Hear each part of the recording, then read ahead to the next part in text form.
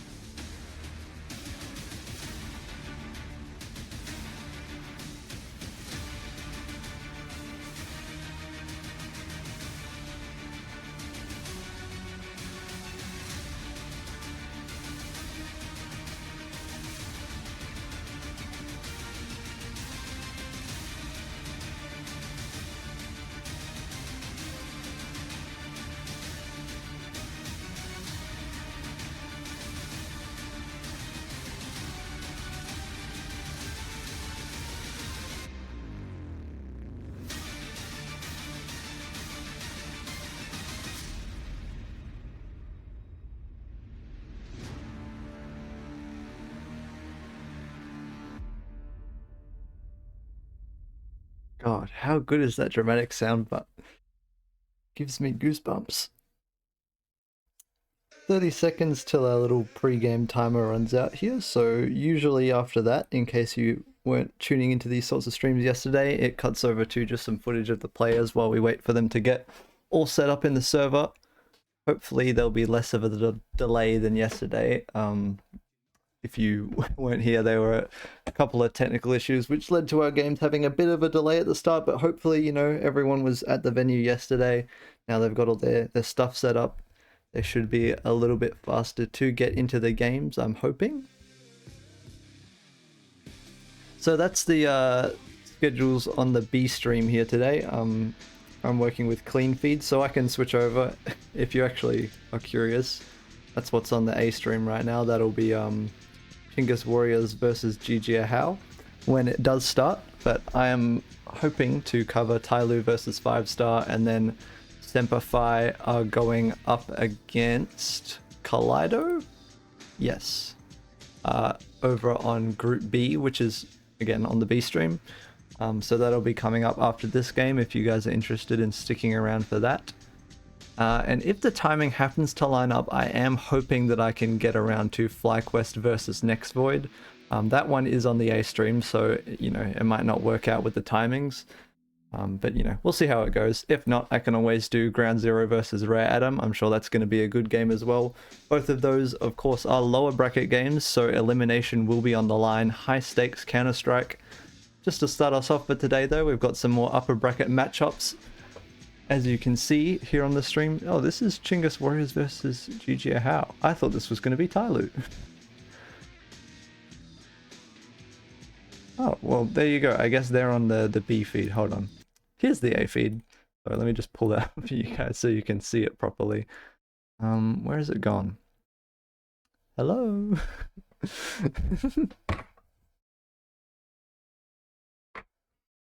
Sorry, the way it's been thus far is that as far as the bracket on HLTV goes, the game at the top has been on the A stream, but I guess that was a faulty assumption. So here you go. Here's the A feed pulled up. Yeah, there you go. So don't worry, we are still going to be watching TYLOO versus 5-star. You haven't clicked on the wrong stream. That was my bad. Yeah, so hopefully we should be getting underway with that soon. I'm not sure if it's frozen. Okay, there we go. Jumping straight on into it. Hopefully this lag issues resolve kind of quickly. Yesterday we were having a couple of issues with this. I'm not sure exactly what the cause of it was. Sometimes it helped if I just reset the feed. Other times it didn't seem to do anything. Not sure exactly what causes the issues, but we'll continue trekking on with it. 5-star have wasted no time in this pistol round. I'm noticing the audio is a little delayed as well. I'm not sure what's up with that, but Mosaic and G find themselves in a 2-on-2 after a couple of frags, and now a 2-on-1 comes down to Noise versus Mosaic. In the divider position, Noise gets out the dualies and finishes them off. God, this is very, very choppy. I'm going to see if I can fix it. Permit me just a second here, guys. Just going to reset the feed and hopefully that resolves our lagginess issues and the audio delay as well.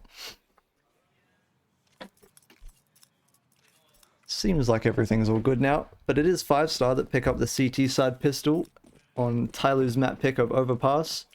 As I'm sure we're mostly aware, this is generally a pretty CT-sided map, so TYLOO just looking to pick up a couple of rounds here in the first half, make the most of what they can.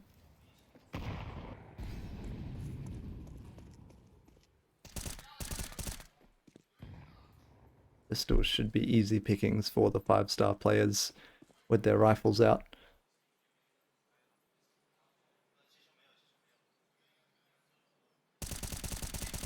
There's one. Ooh, JiJieHao with a nice deagle shot actually removes Noise from the round.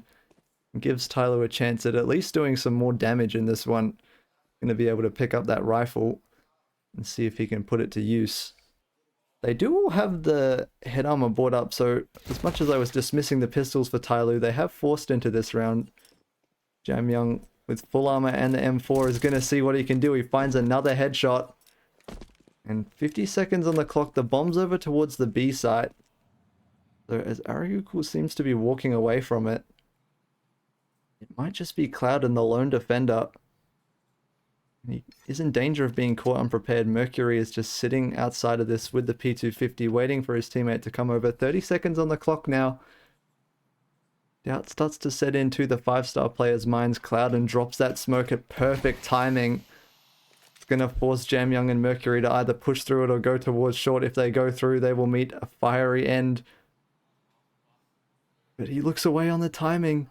No flash for Mercury just yet. They're just walking out of it. Here it goes, JiJieHao and Mercury. JiJieHao gets the trade, but 8 seconds now. Does he have enough time to get the plan? He's being pushed. Aryuku's going to arrive in time. Picks up the frag. So 5-star do manage to convert on the pistol round victory, although just barely. TYLOO with a very solid effort from the force buy.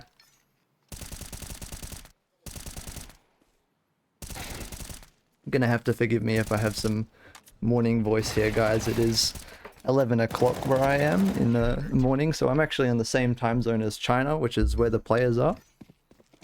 Just a lot further south.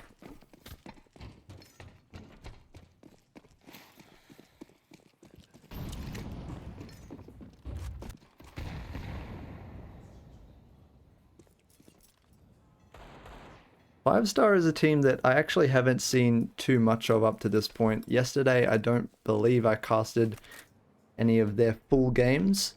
TYLOO is one that I'm much more familiar with, both in my casting and just as a fan. You know, I've seen them at much more big tournaments, obviously, but also, you know, on my own channels, I've been following them in the ESL Challenger League Cup recently, and of course in this tournament, I casted their game yesterday.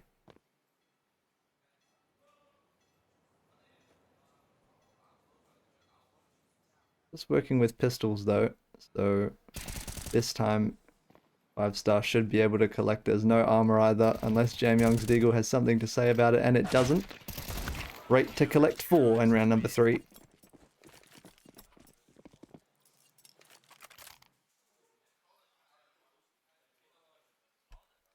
So yeah, in case you missed it, this is the upper bracket semi-final. Yesterday, TYLOO had a pretty convincing victory against Ground Zero, and 5 Star did actually manage to scrape out a win against Rare Atom.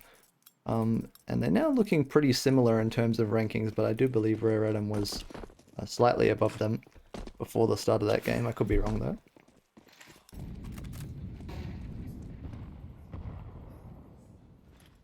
Either way, in this matchup, TYLOO certainly the more well-known, and I would say probably the favoured team to bring home the victory.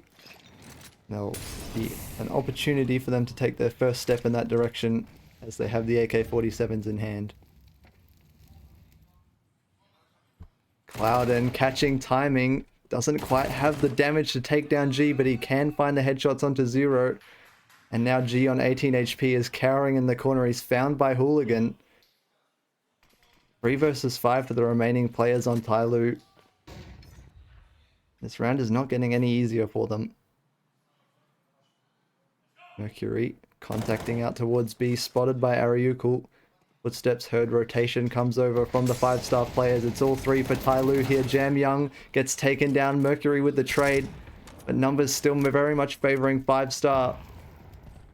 Nade goes onto the bomb site, lands a lot of damage. Mosea though catches him walking over the railing. And able to go down. Rate and Cloud and trying to make their way in from Graffiti. There's a flank though. It's Noise behind them. Able to spot out Mercury's head and remove him. So it's just Mosea in the 1 versus 3. Finds the first frag. Trying to take these fights one-on-one, but well played by 5 Star. Not giving him those one-on-one engagements that he so desired. They're going to pick up the 4th round in a row. Nice to see you live again today. How often do you stream? Honestly, it kind of depends. I try to keep it, okay. I should start with this. I haven't been streaming and casting for a very long time. I only really started doing this stuff sort of 6 months ago. And even then it was far from consistent. I am trying to step it up towards like maybe 1 or 2 streams a week at the least. Just because, you know, I feel like I'm gaining a little bit of momentum here, and especially with a big tournament like this on, I'm going to be live as often as possible trying to cover these games for all of you guys, because, you know, this is not a time zone that's great for the EU or the NA people, but it does work out pretty nicely for me. Ooh, sorry. Noise is cutting my rambling to an end with a nice headshot. Cuts G's life short as well. Drops the bomb in towards Fountain. I'll come back to what I was talking about after the end of this round, as Rate has drawn my attention. Jamyoung spots the shadow. Has to fall away from it. TYLOO still yet to find much success on their T side here on Overpass. To say the closest they've got to actually picking up one of these rounds was on the pistol. It came down to a 1 versus 1. Trying to encroach on long, and there they go. Rate is removed. Hooligan's up on the line. Noise in front of it. Will be swinging out. Mosea takes him down. Here we go. Something starting to look TYLOO's way. Mosea catching the flank as well. That was Clouden in Playground being taken down, and now Ariukul and Hooligan find themselves in the 2 versus 4, now a 1 versus 4. Should not be a chance in hell for the last Mongolian player. Bringing out from behind the dice, and he is taken down. So TYLOO eventually put one on the board here on Overpass. Yeah, Chinese times are really fitting for us here in Asia/Oceania. Yes. I'm actually from the west coast of Australia, so, you know, obviously it's not a huge time difference to the east coast. It's usually 2 hours, but it's 3 when we have daylight saving. It's a whole thing. Most of the time, it's not a big difference. But I am on the same time zone as China, which is the Universal Coordinated Time plus 8 hours. So if you're in like the UK, that means I'm 8 hours ahead of you. Yeah. Thank you for covering this, no problem. Yeah. But as I was saying, my stream schedule tends to be a little variable. Sometimes it's 3 or 4 in a week, sometimes it's none. I am trying to step up the consistency, especially if I can keep finding opportunities to stream big events like this. G is finding big opportunities with the AWP, 2 opening kills for him in round number 6.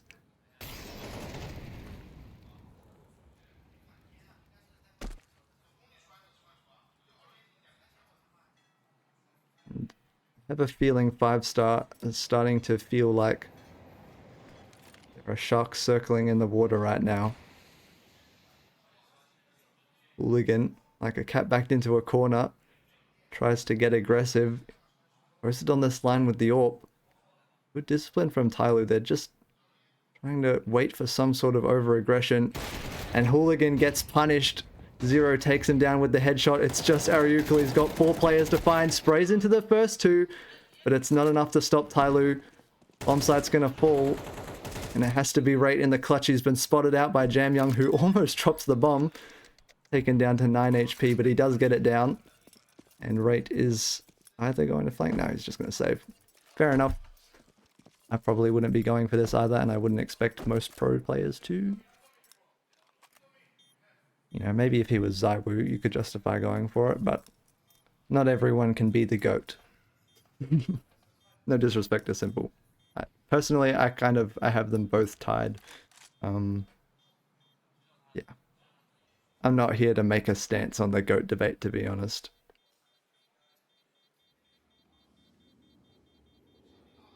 NA majors aren't bad though, it's really convenient. Ooh.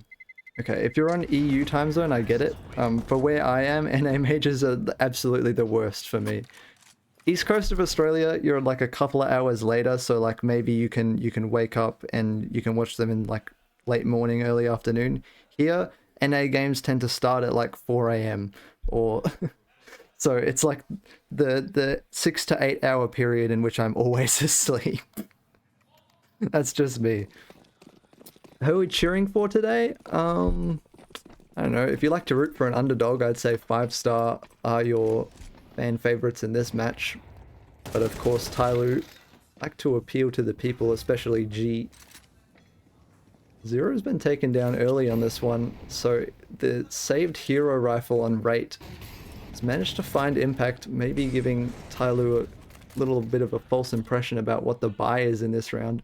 Hooligans 5-7, going to be tested on long. It's JiJieHao swinging out, taking him down. Gives TYLOO a route towards the A-bomb site. Oh shoot, that's pretty early. I'm in Cali West Coast time. Oh yeah. Well, if you're in NA, I'm sure the NA time zone's great for you.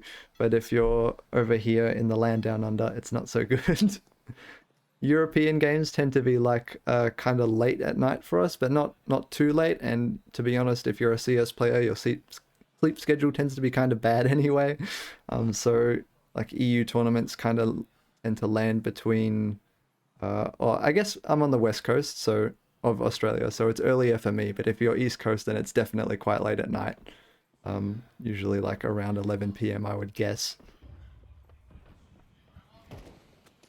Time zones are weird. Anyway, TYLOO have walked out onto B with no resistance. The rifles on the 5-star side of things yet to arrive towards this bomb site. Hooligan's USP is removed, and yep, Rate and Noise understandably going to be trying to save those guns. Ariukul, does anyone know how to say his name? I feel like I asked this yesterday. Is it Ariukul? I don't know. I'm going to keep saying Ariukul until someone can suggest a better pronunciation for it. He's just on a USP, so it wouldn't surprise me if he went to hunt for a gun, but for now he's just chilling in T-spawn. Why haven't Jam Young get picked up by a bigger team? He's so good. He is very good. He is also Chinese, which I don't have anything against Chinese people. I just realized I should clarify that before I say it. But he probably doesn't speak very good English. I mean, I haven't heard him speak in an interview personally, so, you know, he could be very fluent and I have no idea. But I'm assuming it's just because he doesn't speak great English. And as far as Chinese teams go, TYLOO is generally considered the cream of the crop. So I would imagine he's right where he wants to be. How you feel about Kerrigan on Falcons? I don't know. I could get flamed for this later because I have a friend who's a very big Kerrigan fan. But I don't know. I think it's probably the right move. I'm not sure. It depends which perspective you take. I think for FaZe, it is a real bummer to lose him. I think a lot of people thought he was going to retire in a FaZe jersey, but all good things must come to an end. And for me personally, I really liked Kixon. I know a lot of people weren't a fan of him, but at least as an individual player, I think he was pretty talented. He had a lot of firepower in terms of, as far as IGLs go. I was really impressed with the sort of performances he was able to put up. This boost from G, I'm sure you saw the clip of Zywoo doing it. He's not going to be able to find anyone on 5-star here in this round.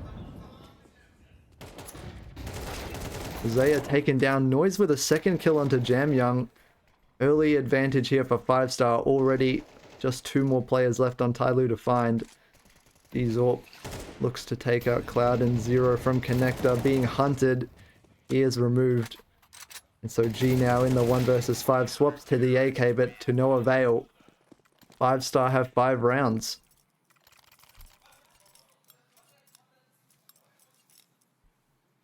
I think Tess's will play better after Kerrigan joined. Ooh. An interesting point. We all know that Tess's has the potential, at least I do. If you watch the IEM Melbourne final, Falcons versus Vitality, especially that final map of Nuke, man. A, what a blockbuster final, but B, you know, Tess's played insane in that game. We all know that he has the mechanical ability, he just doesn't often get the chance to show it. So maybe, you know, it's a good point. Kerrigan could bring out a little more of that potential for him. Try and stick to the game at hand a little bit more. Hooligan's been tagged up by JiJieHao. But other than that, TYLOO just kind of settling into some default looking positions.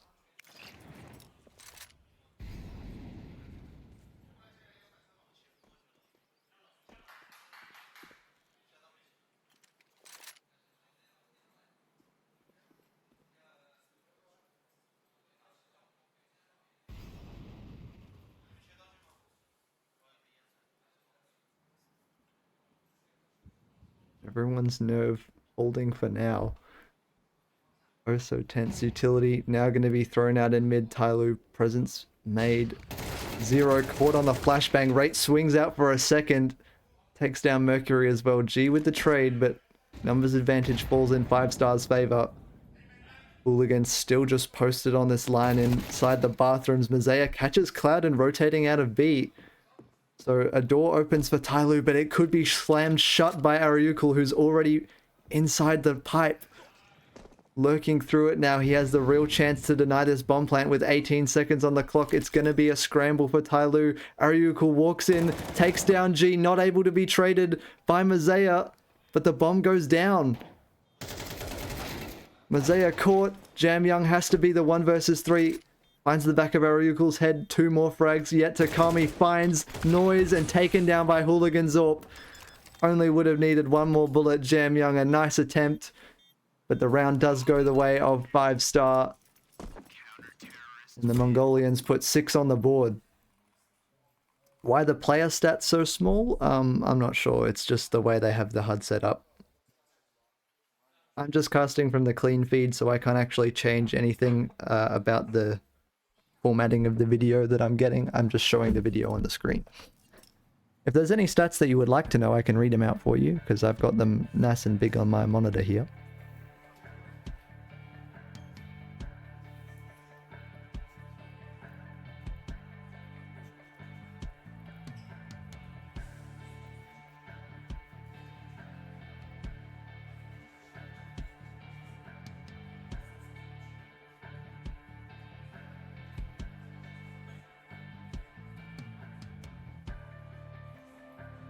I see jam kills now 10. Didn't know if it said 6 or 8. Ah, yes. I can see how that would be a problem.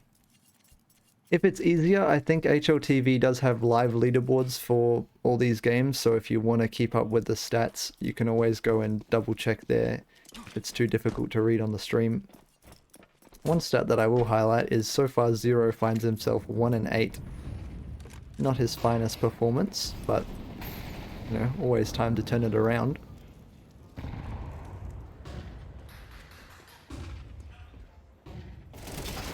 Ooh, Rate gets caught by Zero, and just as I was mentioning his struggle so far in this game, he's put another one on the board, doubled his kill count. Just like that.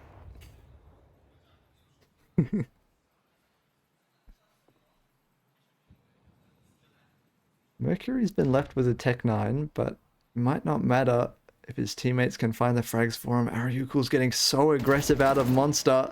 Mazaya takes down Noise, and Ariukul only loses his teammate with the pistol behind him. So now TYLOO with a 4-on-2 advantage. Just need to find the right way to convert this. Loudon seems to say, don't come B. I'm here, I'm holding this down. If they go towards the A-bomb site, it will be Hooligans AWP that they meet in the bathrooms. Instead, TYLOO opting for the lower bomb site. Trying not to give away where this push is coming from. All three players now getting into position. Clouden just going to be sitting, playing safe. Trying not to give anything up before he has the information. 20 seconds on the clock now. TYLOO have to go. Using every last second they have available. Clouden's going to be walking out, looks towards short and finds the headshot onto Zero at the perfect time. Catches G's head over the boxes, but G jumping up, that's risky, but it does pay off for him. He's able to get the plant down. Hooligan has to have the 1 versus 2. Spots Jam Young towards short, sees the utility flying out. Needs to isolate these one-on-ones, jumping into the bomb site. Footsteps will be heard. Drops the smoke in towards short. 5-7 out. G, the first player spotted on low HP, is taken down, but Jam Young's there for the trade. So TYLOO find a 4th round on their T side here on their map pick of Overpass. You should also create a CS emoji. True. I'll add it to my to-do list. It's getting longer and longer, to be honest.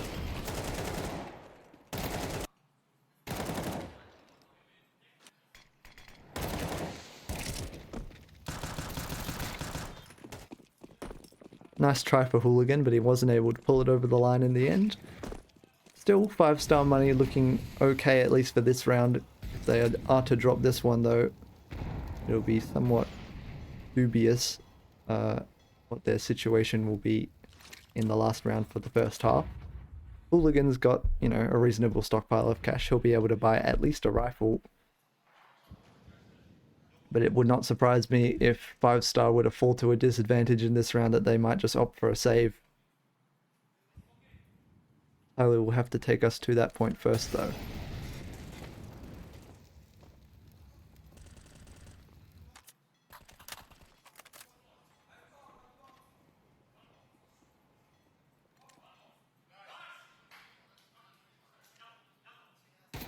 Ooh, G-Zorp spots out Clouden on the Mac 10. Or the MP9 rather. Wrong SMG. But actually a 4-stack setup towards B for 5-star. Hooligan now going to be bringing that AWP up towards the A-bomb site. Boost over the top to check for information. Mazaya's just kind of sitting in underneath these two players. So we will hear them disassembling that. 5-star now gambling on the A-bomb site. It might just be the correct call. They've got 4 players into position to stop this push from TYLOO. 20 seconds on the clock. I'm almost confused what the plan here for TYLOO is. With 15, it's ticking down. 13, 12, 11, 10 on the clock. Hooligans AWP fires away. G needs to get that bomb down. Is going to start sticking the plant, but is it in time? Loses all his teammates around him. G fighting for his life. He gets the collateral to pick up the round. A last second miracle for TYLOO on the hectic A bomb site scramble. JiJieHao lines up a skewer.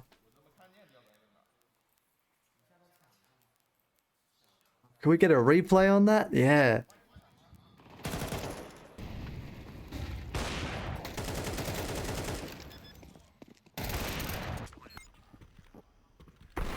Ah.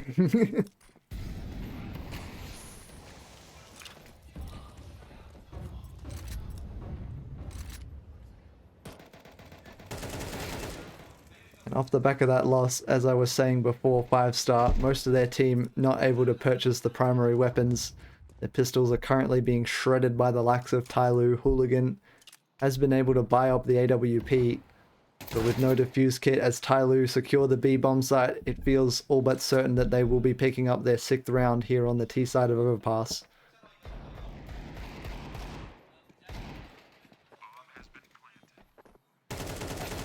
And there it is, Jam Young picks him up.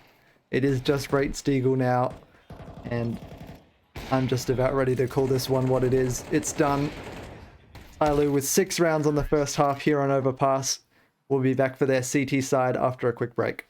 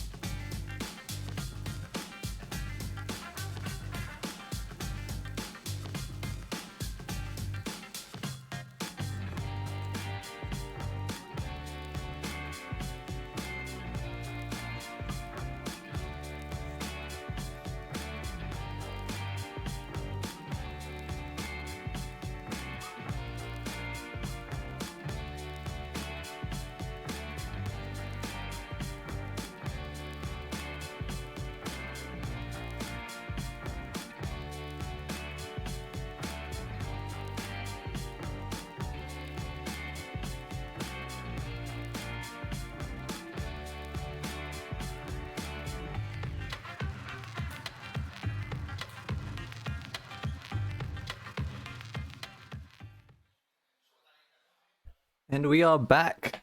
Welcome back, everyone, to TYLOO versus 5-star. We're going to be heading into the second half of TYLOO's map pick of Overpass. Generally considered to be pretty CT-sided, I would say. TYLOO find themselves even 6-6 after their T side. So they should be in a relatively good position to be closing this one out.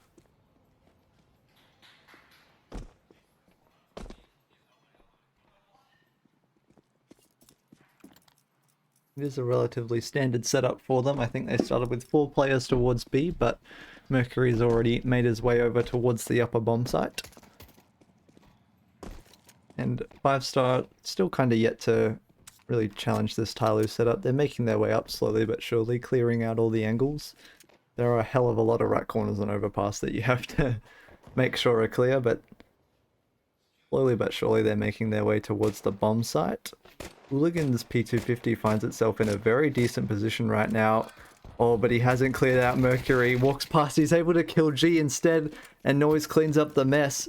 So now TYLOO have to scramble up towards a bomb plant. Should be able to go down. What did I just watch? Did Hooligan not see JiJieHao? How did that happen? Bomb has been planted. Somehow TYLOO have 3v4 after that bizarre kill that JiJieHao just got. Sorry, I need to regain my composure. Jeez. It seems like they might just be saving. I think Zero and Mazea both have the full armor, which is why they're not even bothering to go for the retake, just kind of leaving JiJieHao out to dry. Okay, 5-star are going to pick up the pistol round. I don't even know what to say about that.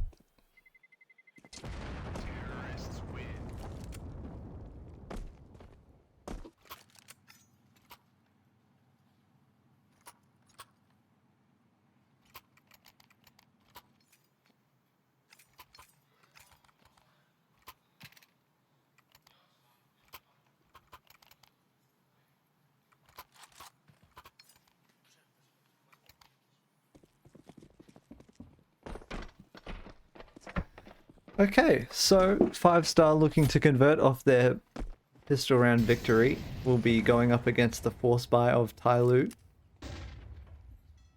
You have to forgive me if you hear a cat in the background of my mic at any point. I think noise suppression should filter it out, but if for any reason it does come through, just know it's my cat whinging for food.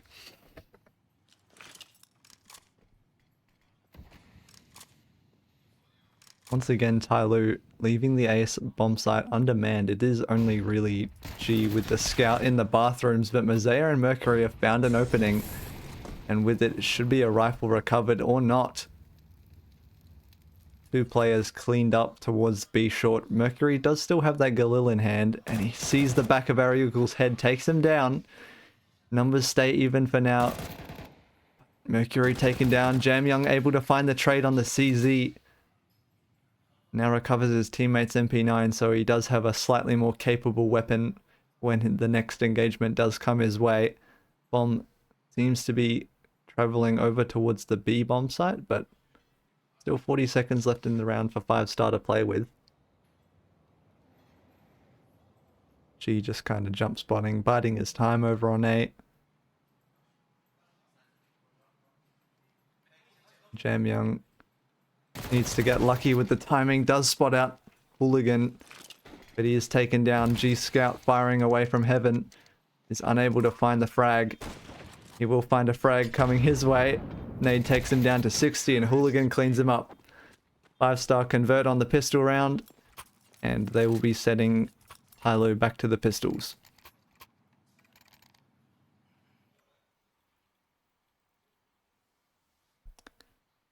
So not a great start to the CT side for the Chinese squad, but might be a timeout taken just to discuss their strategy. I'm not sure exactly what's going on. Okay, no, it's just showing the player games. Cool. Heading right on into it. It is 3 USPs and a 5-7 on 0, a Deagle on Mercury, so shouldn't be the biggest challenge that 5-star have ever faced, but you never know. Sometimes they can make it look like it. Not 5-star specifically, just any team. Ecos happen, guys. Clouden doesn't think so. He's looking to farm up the cash on the Mac 10. $600 kill reward for each and every kill he picks up with that one.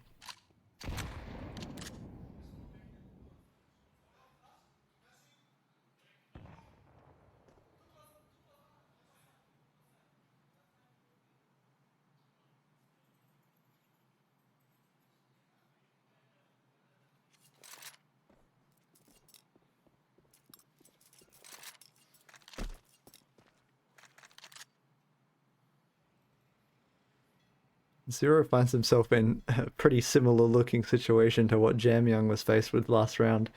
Except this time he's on a 5-7 and he has AKs to contend with. He does spot out the first player.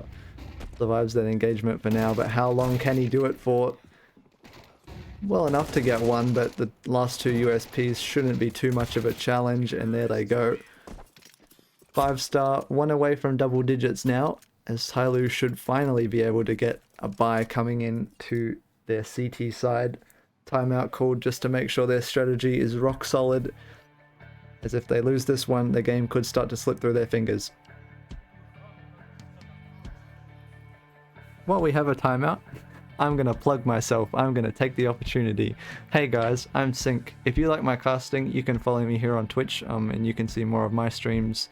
If you want to see everything that I do, which probably isn't that many people, but you know, if you really like me, you can follow my Twitter, and you can see sometimes I go live on other channels, so you can keep up with what I'm doing over there. Otherwise, thank you for joining me for TYLOO versus 5-star. I hope you're enjoying so far. If anything's wrong at any point, make sure to let me know, like if it's technical, audio, whatever. I'll do my best to fix it up for you. But with our timeout done, we head into round number 16.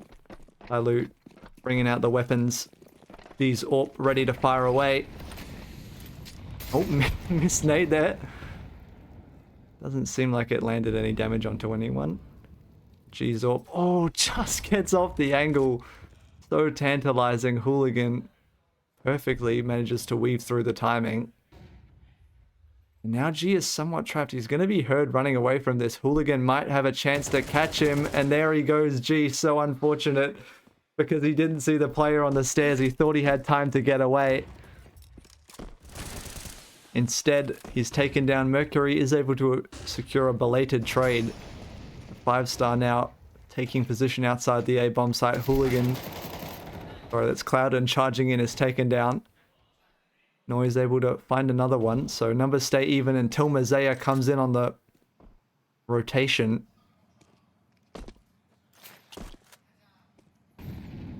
And now Rate and Ariukul just kind of twiddling their thumbs.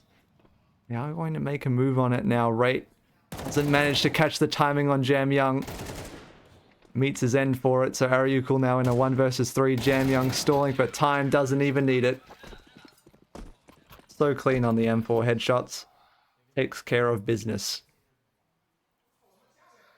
Do I have Insta? Okay. Yes, technically I do. I made myself an Instagram account for my casting. I think it's called Sync Casting or Sync Casting CS2 maybe. But I don't have anything posted on there, and I haven't started doing anything, so I guess you can follow that in advance, and if it's something people are interested in, I'll start using that platform, but for now it's kind of just a dead channel. And when I say dead, I mean there's literally nothing on there. But you know, if you want to keep posted on it, I guess you can follow it in advance, and I'll start working on that.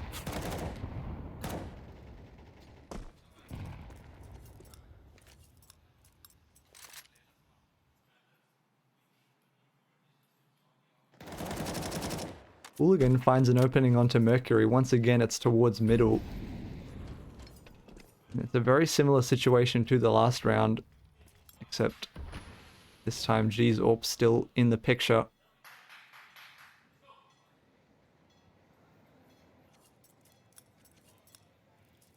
And as TYLOO have made the same rotation, it's a few players up towards A. 5-star make the adjustment, look to capitalize on an under-defended B bomb site. It's only 0 with the M4, and he doesn't have any utility to equip. So as JiJieHao makes its way down, 5-star confirm the presence, the utility goes out, rotations come through, JiJieHao arrives in time, so it'll be a brawl. As 5-star head out onto B, they've already lost one man. How many more to go? Noise finds the frag onto JiJieHao, Clouden as well on the Galil. 2 versus 4 now for JiJieHao, sorry, G and 0. And 0 finds a frag. He's all posted on the line. No defuse kits on either of these players, so they have to find these kills quickly. Shifting in towards the bomb site. Another one falls. 0 impact being felt here in this round. Rate now in a 1 versus 2. Swinging out from behind the box with the AK. Doesn't find the shots. JiJieHao collects 3 and TYLOO with 8 rounds on the board.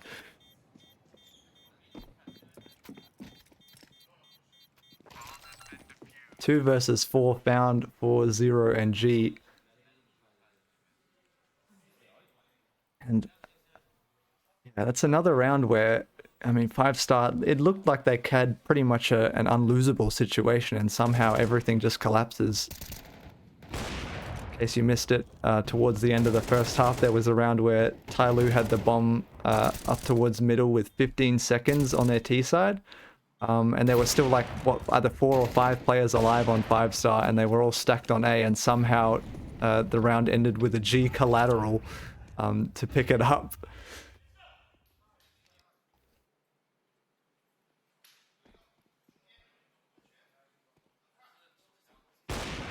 Once again, JiJieHao finds yet more impact in this game. Somehow he's on a negative KD, but it certainly doesn't feel like it.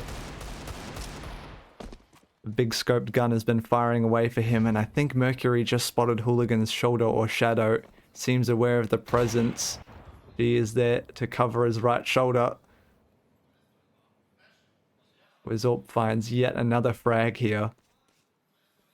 It is just the ecos, but we know how quickly these ones can get out of hand if you start to miss. Ooh, Rate proving my point immediately with the 1-dig.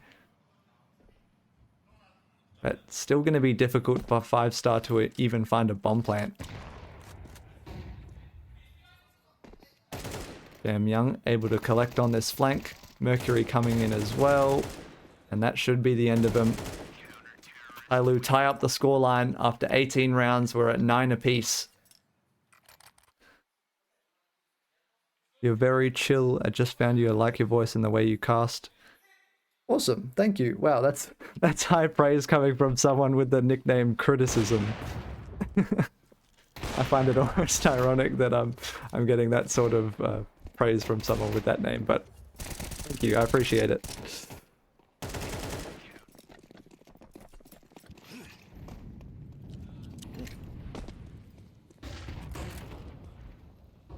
Mercury, this is aggressive from him. Flashbang over the top. Gets him into position to catch raid on the smoke pop. Early advantage found for TYLOO. Now they just need to hang on to it. Moving back towards those safer positions on the A-bomb site. It is going to be a boost over the wall. Noise is able to spot out Jam Young, who is playing, I think, on top of the boxes on the bomb site. Evens things out for 5-star. And they look to capitalize on the momentum. Utility coming in. It is 0 and Mazaya to try and hold this bomb site together. 5-star look to recalculate.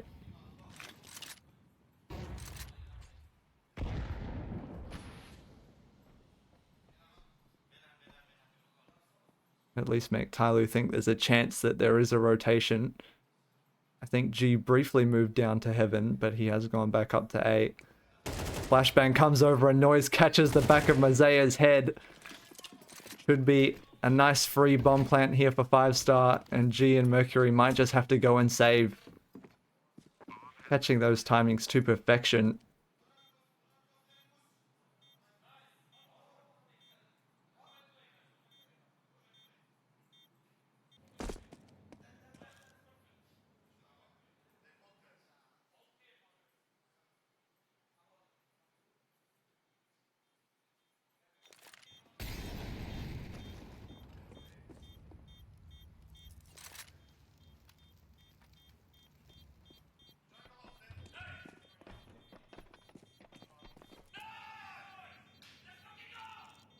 G and Mercury should be able to get away with the guns here. Doesn't seem like they're going to be challenged.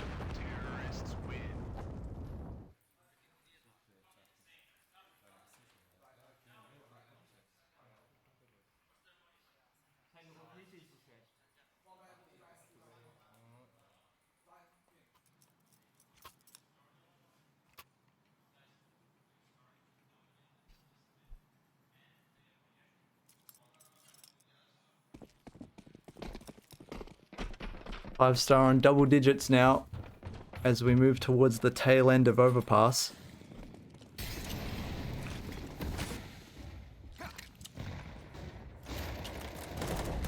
Aryuko caught on the smoke push.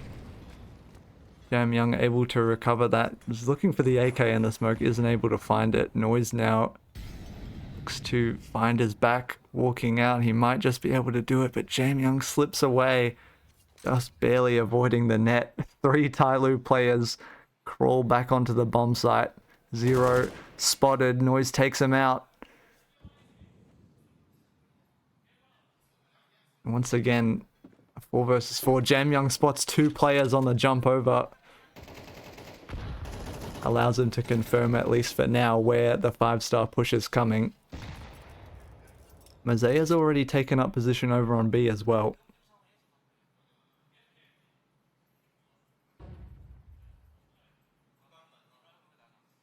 And he will activate out from behind the barrel, sprays into 1, 2, JiJieHao with a 3rd, and leaves Noise in the 1 versus 4. He can't do it.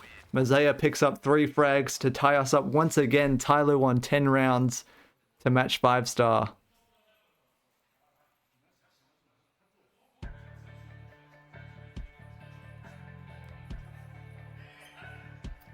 Alright, just while we have a timeout, I saw someone saying, thank you for a donation in the chat. Was that to you?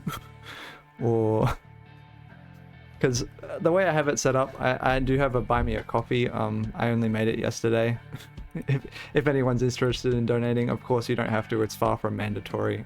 But if you like what I'm doing here, feel free to support me over there. I just set it up. I can't see anyone's donated so far, so I'm hoping that wasn't to me, because if so, I can't see it. Of course, if you're talking about something else, feel free to ignore this. Doesn't matter. But yeah, if you do donate, I don't have any way of knowing without checking manually. So, if you decide to do that, please do drop a message in the chat, or, find me somewhere. And then I should be able to give you adequate thanks, I hope. If nothing else, I'll try and keep you entertained with the casting. There was something else? Okay, all good. Just checking. I wouldn't want to miss something like that, You guys get it. 5-star in real danger now. With that loss to TYLOO in the last round, their money is in a really difficult situation. 4 AKs and a Galil in this round, sure, but if they are to drop it, the residual cash is low. JiJieHao once again on this line, catches Hooligan. A little bit of a fumble with the Molotov, but shouldn't cost him too dearly. It is 4 players shifting up towards long. He's had to move away from that angle due to the Molotov, so it might end up costing him in the end. Clouden now swinging out, footsteps being made. G is traded back and rate with a 2nd kill onto Mosea. Mercury looks to hold A together, but he's traded back through the smoke. 2 versus 2 as JiJieHao and Zero rotate up from B. Noise chilling in the smoke at Dumpster. Doesn't quite catch JiJieHao, but he might have a chance to pick off Zero. And these retakes, so awkward here on Overpass. JiJieHao has the Molotov. Gonna drop that one over towards Dice. Flushes out Aryuko into the open. Zero collects. One more player. It's Noise looking the complete wrong direction. TYLOO find 11. And with it, they're gonna break 5-star's money. Send them back to... would have to be a force buy, if not the eco. And map point within reach now for the Chinese super team.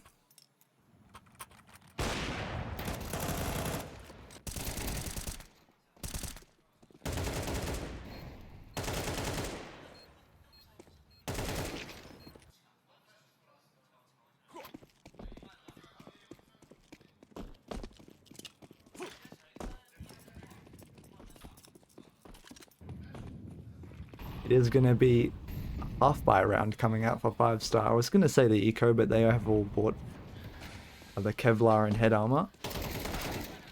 Noise, again, unfortunately for him, just not on a good streak in terms of looking the right way. Caught not quite ready for Mercury to be peeking out there. JiJieHao lines up 2 nice easy headshots and collects 2 more with the M4. Makes the half buy look effortless. And now 5-star fighting for overtime. It'll have to be 2 rounds back to back. And no AWP to do it with. TYLOO, meanwhile, more than enough weaponry to go around on their side of things. JiJieHao 26 and 12 is really playing to expectations here.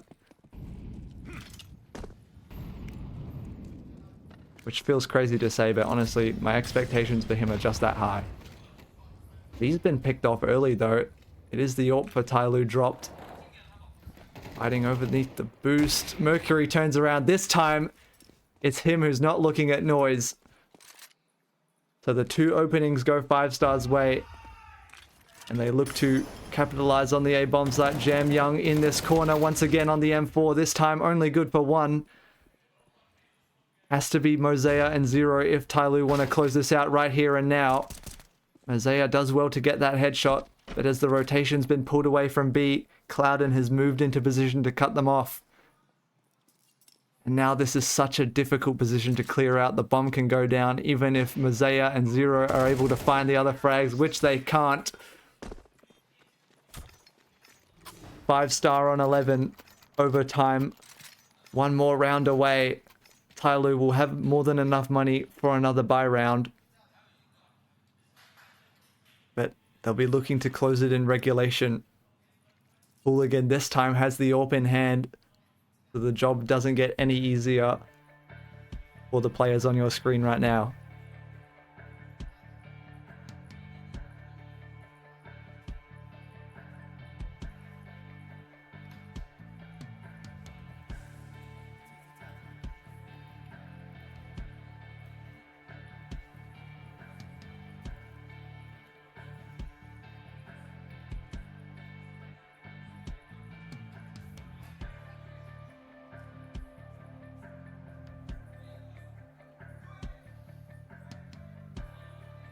I like the stance from the 5-star coach, just gripping the back of their chairs. I feel like I would be pretty intimidated by that if I was one of the players.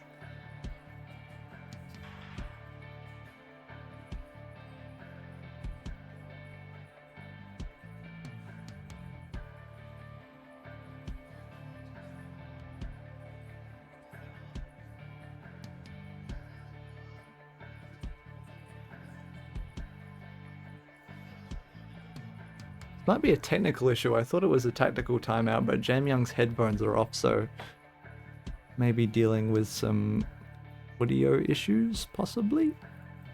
Just a guess. It does feel like this is a long pause for a tactical timeout, so I think there must be some sort of issue for one of our players.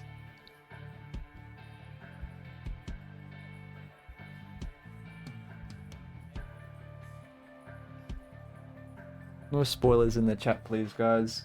I don't know how reliable anything that people say is, but please don't spoil anything about the score coming up. It just ruins the fun.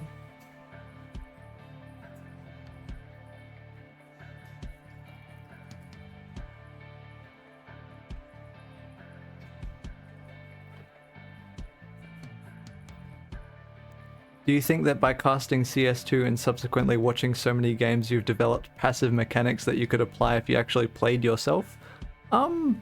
Possibly. I'm sure that watching a lot of Pro CS definitely makes my understanding of the game a little better. But in terms of just like, you use the word mechanics, so like my actual aim doesn't improve by watching CS as much as I wish it would. But no, things like utility and positioning, just rotations as a team, I think definitely does get better the more CS you watch. But I think there is a ceiling to it. There's only so much you can improve by watching, and you have to, I mean, it would be understating to say that I could even become close to matching the level of expertise that like these players and their coaches have. I mean, they spend so much time just studying like specific setups, utility executes. I'm sure there's a whole myriad of things that I couldn't even begin to imagine because I'm just not at that level, quite frankly. I mean, like, I am face at 7. I've got like 2,500 hours-ish in the game, I think. So make of that what you will. I'm somewhat experienced in Counter-Strike, obviously, you know. I like to think I know what I'm talking about. But there is really a world of difference between someone like me and someone like these guys.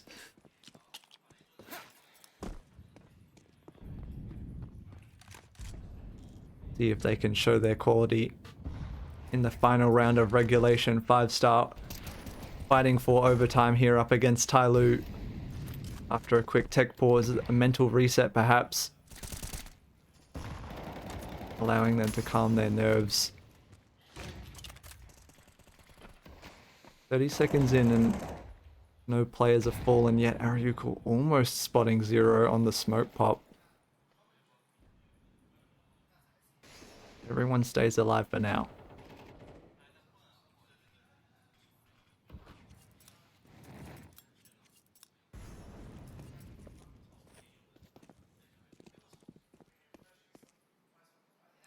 Mercury's M4 may be tested towards long here. In position on the corner. Mazea over towards the bomb site. Will be able to back him up if necessary, but Mercury is going to have to fight for his life. Nades come through and his spray is off the mark.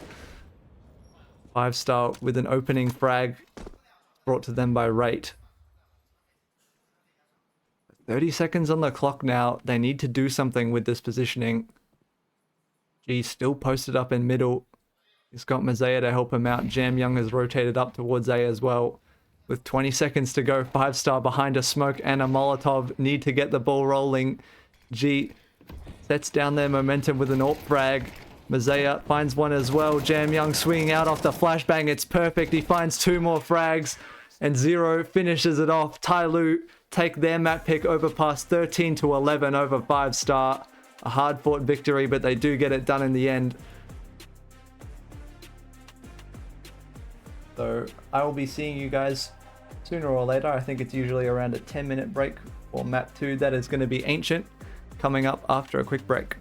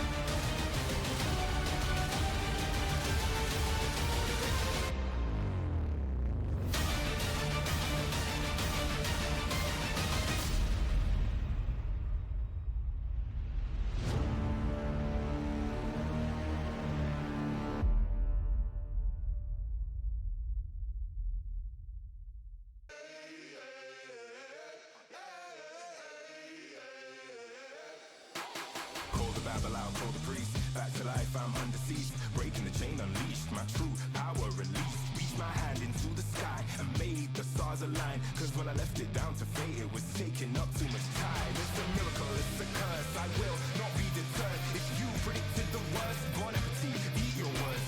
Keep my score, fire the gun. Watch me how I overcome what they said could not be done. I did it, now sing it.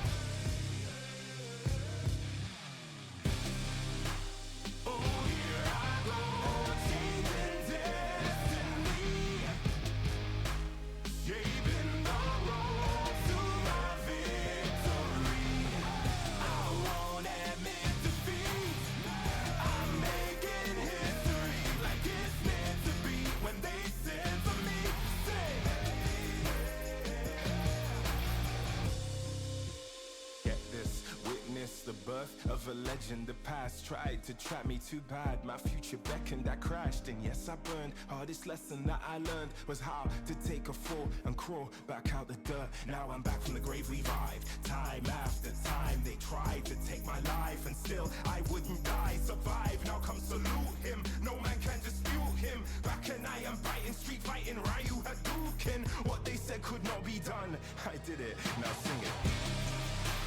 Oh, here I go, changing destiny, saving the road to my victory.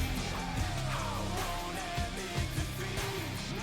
I'm making history like it's meant to be. When they said to me, say, no man can dispute him. Might as well salute him. What is written isn't done. Watch me how I overcome.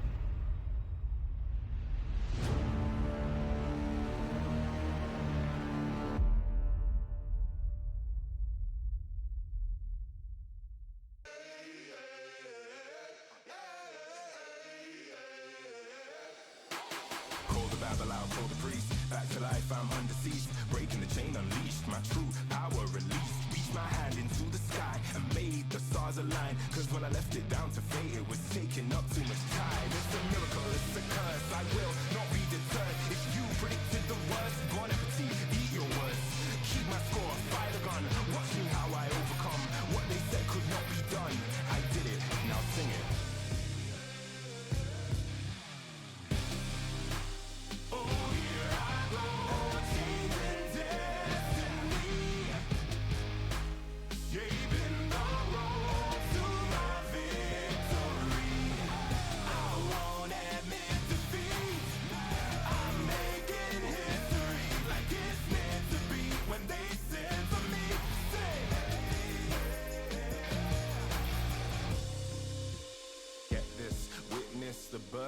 a legend. The past tried to trap me too bad. My future beckoned, I crashed, and yes, I burned. Hardest lesson that I learned was how to take a fall and crawl back out the dirt. Now I'm back from the grave, revived. Time after time, they tried to take my life, and still I wouldn't die. Survive, now come salute him. No man can dispute him. Back and I am biting, street fighting, Ryu Hadouken. What they said could not be done, I did it, now sing it.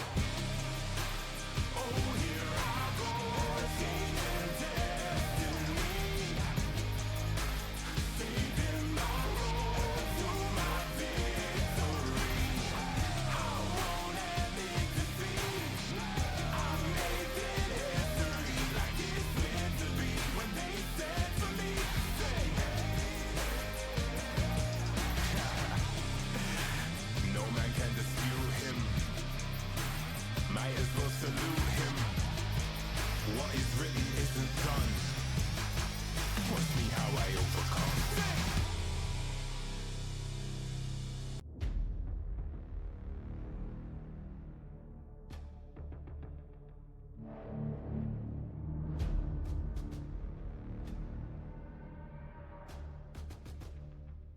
Yo, Derp, what's up?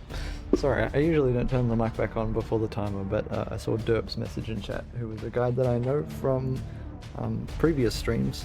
Do we get predictions? I actually haven't been running them, but I guess I could start if there's interest in it. Probably set one up real quick for this.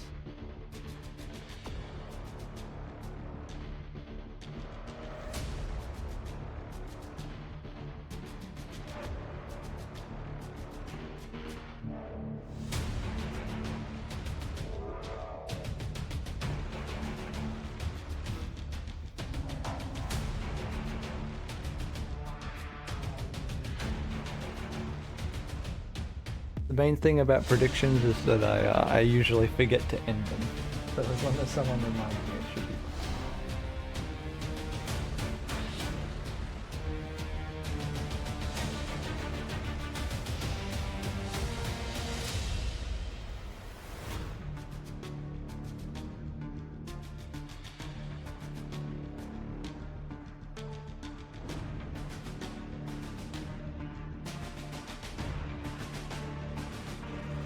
Exclamation mark score, sorry, I'll update the stream title so it's easier to tell. TYLOO took map 1 13 to 11, it was very close.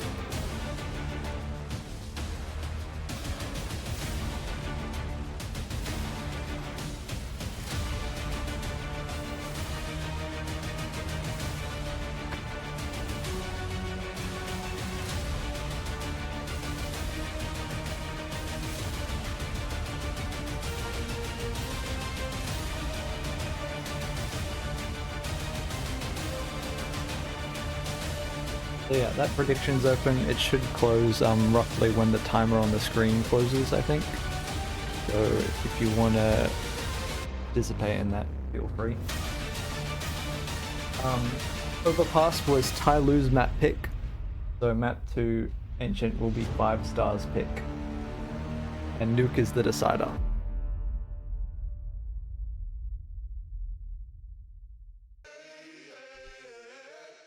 If you're interested in keeping up with this game, by the way, or just any other game, and there's any like information like stats, scores, whatever you want to see, it's all on HLTV. This tournament is on there. It's called the Hero Esports Asian Champions League. You should be able to find it if you just go to the events happening now and just click the all button, or alternatively if you just search it up or search up any of the teams in it, you can get to it from their pages. There's a myriad of ways you can do it. But yeah, all the games are on there, all the stats are on there, so if you're curious about any of that stuff, you can look it up on HLTV. And you can also find other streams for the other games. So all of these are being streamed by the tournament organizer on their Huya channel. Huya is a Chinese social media platform, or live streaming platform I should say. But also I think most of the games will be covered by at least somebody here on Twitch. Whether that's me or another English or other language broadcaster. Last time I checked, I think the other game that's being played at the same time as this one, JiJieHao versus Chinggis Warriors, is being streamed by Cis Papa, or CIS Papa, I'm guessing, just based on the Russian flag. So yeah, that's JiJieHao versus Chinggis Warriors. JiJieHao picked up map 1, which was Chinggis Warriors map pick of Ancient. If you're curious to watch that game, you can find it over on his Twitch channel.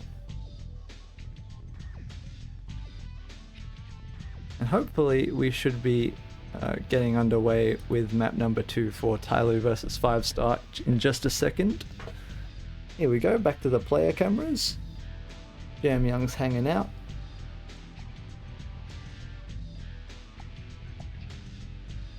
Wish we could see what he's doing. It looks like he's just vibrating a little bit.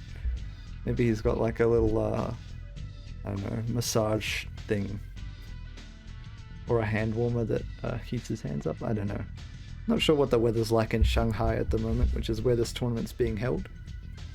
FlyQuest game on today as well here. Yes, that's the plan at the very least. So, my schedule, I posted this on Twitter, was going to be TYLOO versus 5-star, and then I was hoping to do SemperFi versus Kaleido over in the upper bracket of Group B, and then I was going to do FlyQuest versus Next Void in the lower bracket of Group A.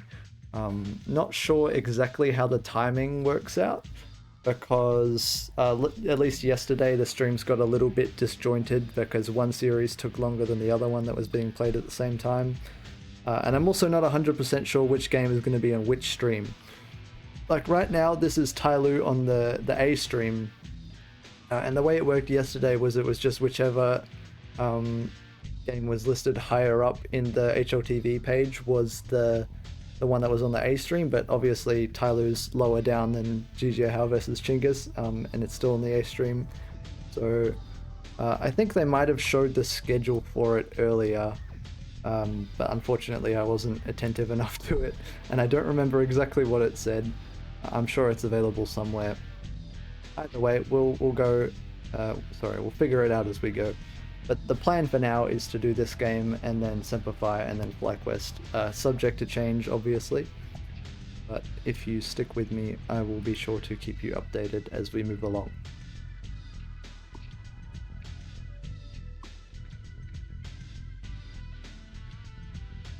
We ball, we ball.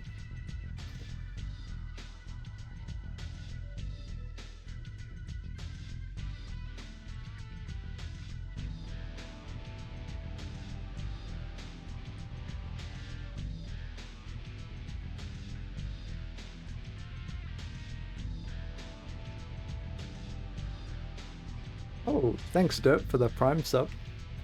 Appreciate that. If you guys want to make sure that there's no ads, I think my channel is set to run them automatically at periods where it's like a less interesting stuff going on in the stream. I think Twitch has an AI thing that does it.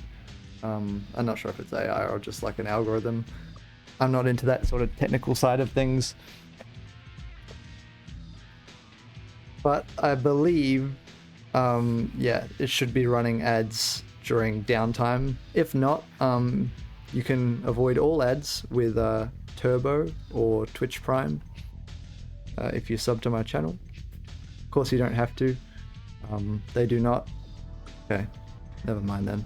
I don't know how ads work. I never see when they're running. I tried to turn on the setting that shows me when ads run, but as far as I can tell, I don't. It doesn't. I haven't noticed anything that says right now you're running ads. So yeah. But like I said, if you really want to avoid them, you can use Twitch Turbo or sub to my channel.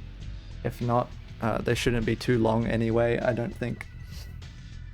You can just run them on halftime. Yeah, I'm actually not sure how to run ads. I was trying to figure that out earlier, but I was unsuccessful in doing so.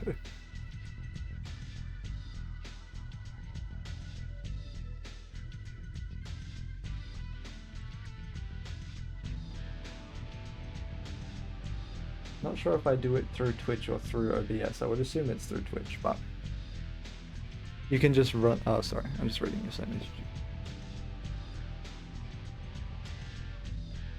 Chat commands. Oh, yes, that makes sense. Okay, hold on.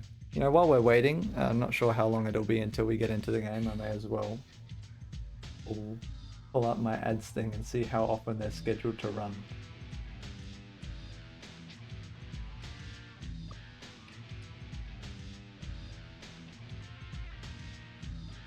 Ads. Okay, so I think I have them manually, so it shouldn't be running them automatically.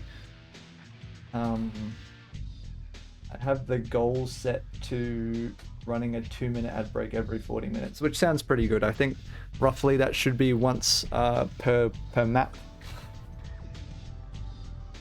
So preferably in between maps, but I haven't been running them. I'm not sure if there's a minimum number of ads that I have to run. If not, you know, I'm happy to just not run ads because, to be honest, I'm kind of making pennies off them anyway. I have pre-roll ads turned off, so when you click on the stream, you shouldn't be getting any delays.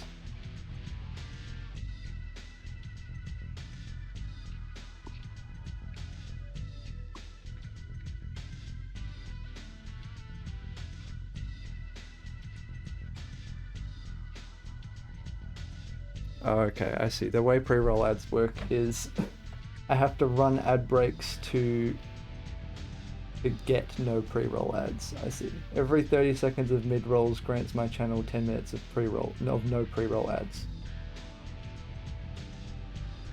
I can stack up to 3 minutes of mid-rolls to disable pre-rolls for 1 hour, keeping your stream pre-roll free. Okay.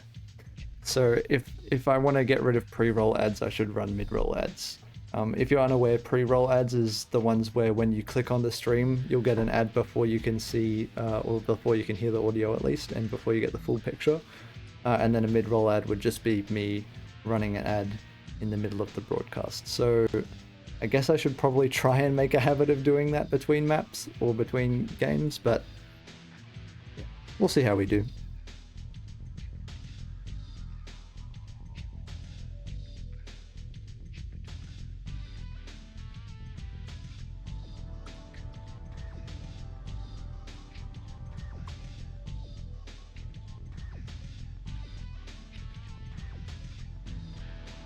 I'm not sure what the holdup is here, to be honest. I would have thought we'd be underway by now. Maybe a technical issue for the 5-star side of things. Looks like someone doesn't have their headphones on over there. Hell Twitch ads.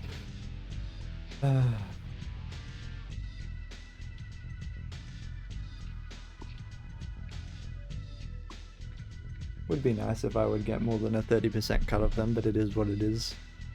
I think the requirements of partner have changed since I first started streaming. Now I have to get like I think it's a 75 viewer average over 6 streams 2 months in a row. So if we can hit that, which to be honest I'd be very surprised, but right now we're doing great. At least with this tournament being on. It's just a question of if I can find a way to keep it up next month. If you guys want to stick around and help me out with that, you know, be sure to drop a follow, but otherwise, no worries. I get it if you're just here to watch this one. W for covering Chinese CS, bro, no worries. 没问题。我爱喜欢中国。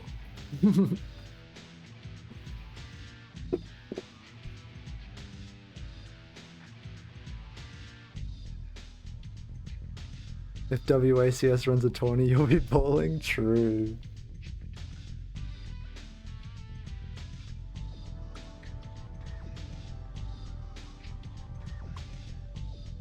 But yeah, hopefully, the more of these... Oh, sorry.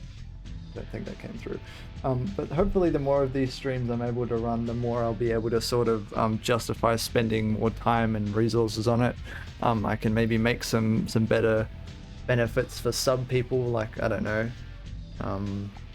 what even could I do? I might go into making YouTube videos at some point and you could get maybe early access to those or behind the scenes or whatever. I don't know. I'll figure something out. But either way. Is it possible to make a living casting CS games like this? I would assume so. I mean, there are people that do it, right? Like this, I guess if you mean small, like not small, but like just on Twitch from my house, probably not really. But yeah, Scrawny and Launders, Sponge and Machine, all those guys are, I'm pretty sure, are making livings off casting. But I'm far from the peak of the mountain as of right now. I'm trying to climb my way up, but we'll see how I go. I'll take it one step at a time. The music has changed, and it looks like players are getting ready, so we should be going underway finally here for map number 2, TYLOO versus 5-star. It's 5-star's map pick of Ancient, and they'll be fighting to bring us to Nuke as TYLOO find themselves up 1-0 after overpass. I mean, from Twitch like this, maybe. If I was able to pull in enough viewership and like probably run ads and get subs consistently, then yeah, I think it's possible, but definitely difficult to do.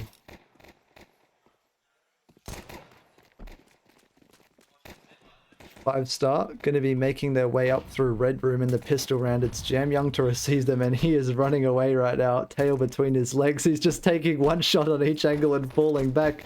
Zero has been caught by the lurker, but trades come through. 3 versus 3. 5-star access to the A-bomb site given over after JiJieHao falls.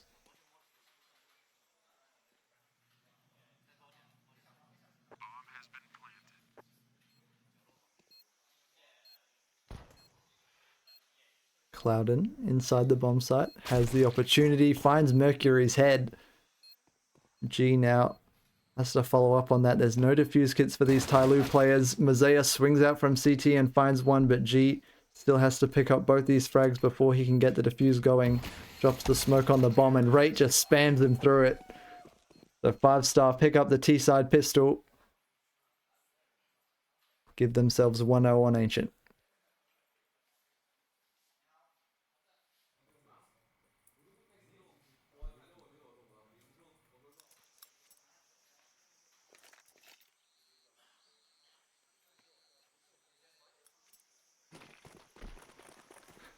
Gotta go to work. Enjoy the game. Thank you. Thanks for joining me. Appreciate it. Currently have more viewers than PGL. Lamau. That's crazy, actually.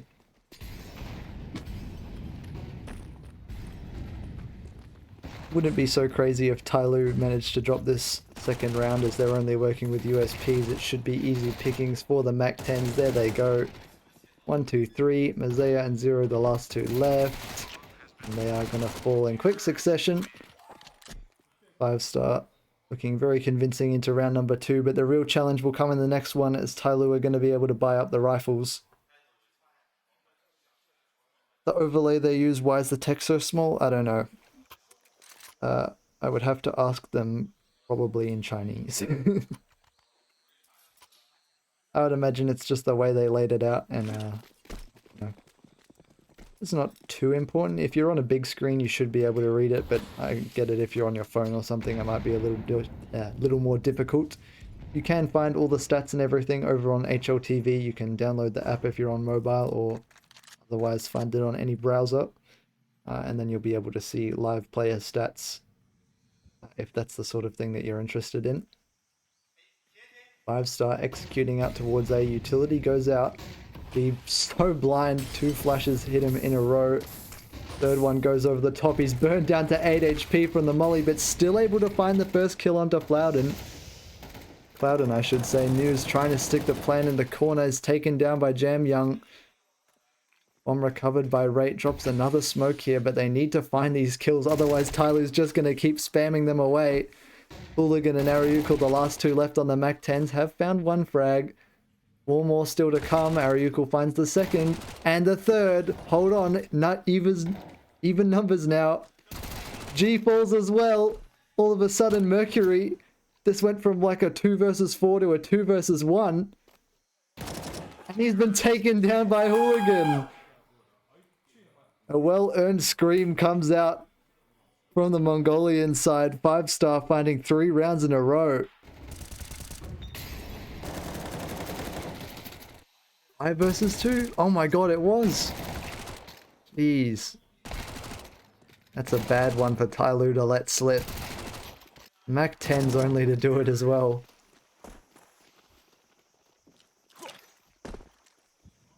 And it sends him back to the pistols. JiJieHao, we actually saw him on the CZ here on Overpass as well. I'm a little surprised that people are still using that gun in the year 2026, but to each their own, I guess. Personally, I prefer the 5.7. I think that's generally the consensus.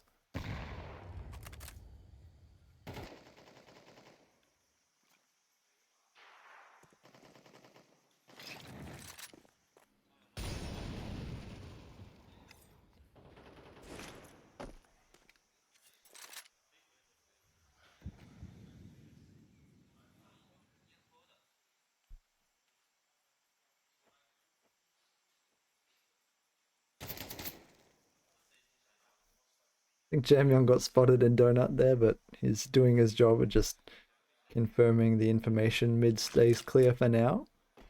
It is Mazaya and Mercury only on the 5-7s to defend B. And Mercury's been tagged up through the wallbang, I believe that was. 40 seconds on the clock for 5-star, and as Zero looks to contain this from Shelf, I think he was just spotted by Clouden. He's going to try and keep himself alive for now. TYLOO with numbers in the right place. 30 seconds on the clock. The push has to come through thick and fast for 5-star. Smoke to blow open off Ariukul's nade. And the pistols will try to hold them back. Mercury's blinded by the lights. And they are starting to fall now. 14 seconds, the plant being stuck. TYLOO unable to deny it. G tries to spam away, is able to find a headshot. Mazaya gets one as well, but now G in a 1 versus 3. It's simply too much to handle. 4 straight to start off Ancient for 5-star.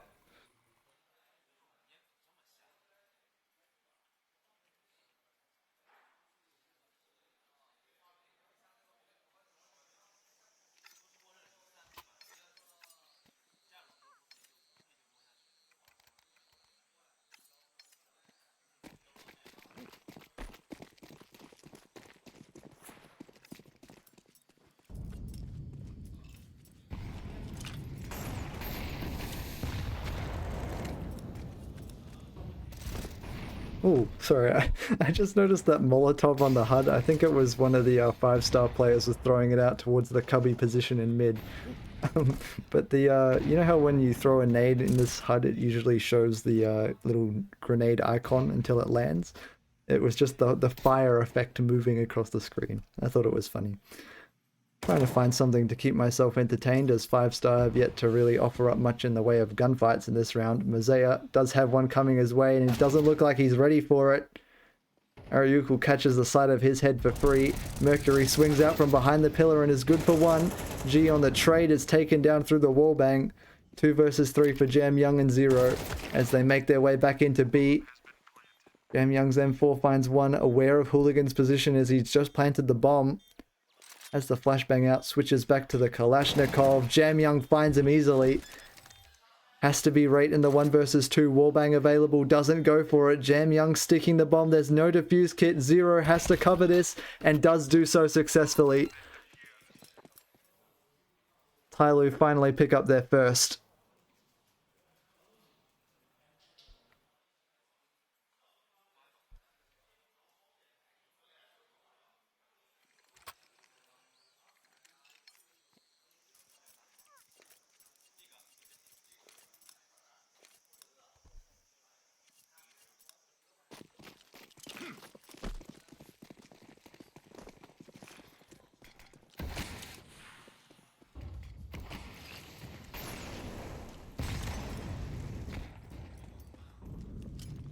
JiJieHao blowing open the top mid. Smoke is caught by Noise. Or News, I don't know how you say his name. Either way, it's an instant headshot. Gives 5-star an early advantage. They're going to explode out onto A. Zero's already been brought low by the AKs. Has to fall back to Donut, and he's going to be held in there. Molotov to flush him out. Still trapped in the corner. Ariukul takes him down. News still going with his AK, is eventually removed. But for G and Mazaya, it's an attempted save. Cloudon's here to clean it up. And they might just not get away with anything at all. Mazaya taken out as well. 5-star on a roll here. After dropping 1 round, they are right back to their winning ways on Ancient. What a shot.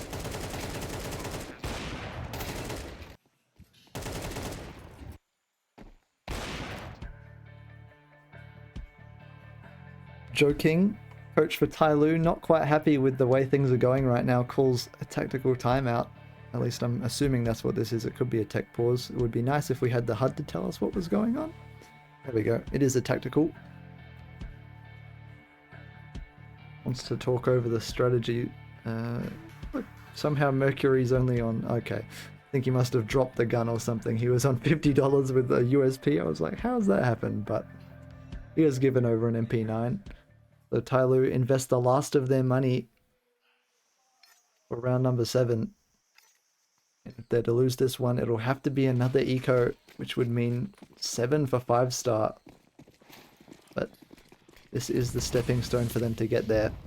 Unboost comes out in middle. Didn't seem super effective, as 5-star haven't opted to play for the mid control at all. And Jamyoung going over shelf could be huge here. TYLOO will be able to confirm that B is just about empty. Fast A-take coming through. Smokes landing over on this bomb site. Zero to help out from Donut. G tucked into this rat position. Isn't cleared. Clouden back of the skull. G sprays into 3. Fourth available, taken down by Ariukul. Round not over yet. Still has to be the MP9s to convert for TYLOO, and Zero does the job. 2 on the board of G's triple spray. TYLOO deny the momentum for 5-star.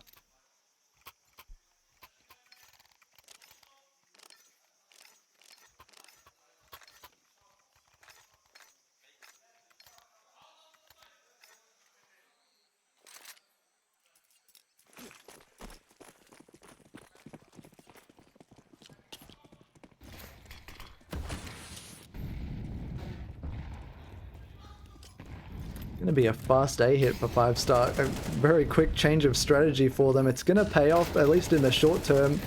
Bomb site control given over, but Mazea and Mercury here to shut it all down. It's a triple for Mercury's MP9 as Hooligan looks to recover now. Faced with a 1 versus 4. He's found the first 2 frags.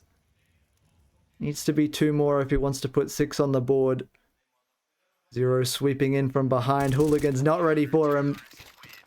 So a good attempt, but TYLOO continue the comeback.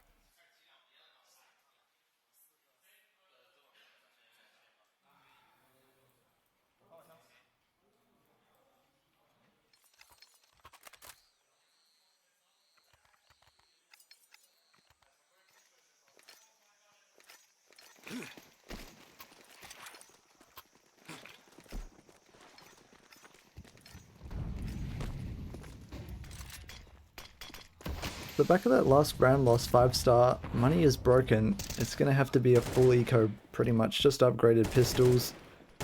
Shouldn't be much of a challenge for TYLOO to convert this one whatsoever. Although A is somewhat under-defended, so they may just be able to get the plant down. Zero looks to deny it, but he's taken down. Hooligan with his second one. Hold on a second. Round still... I wouldn't say necessarily likely, but Hooligan's doing his best to make it happen. 2 frags already, has the AK in hand. Nade's going to do a lot of damage though, and Mazea finishes them off through the smoke. So TYLOO, although started to look a little scary, managed to put a lid on it. Timeout called for 5-star as they have the AKs back in their possession. Need to convert on this economic opportunity that they have, and they might not have going into the next one.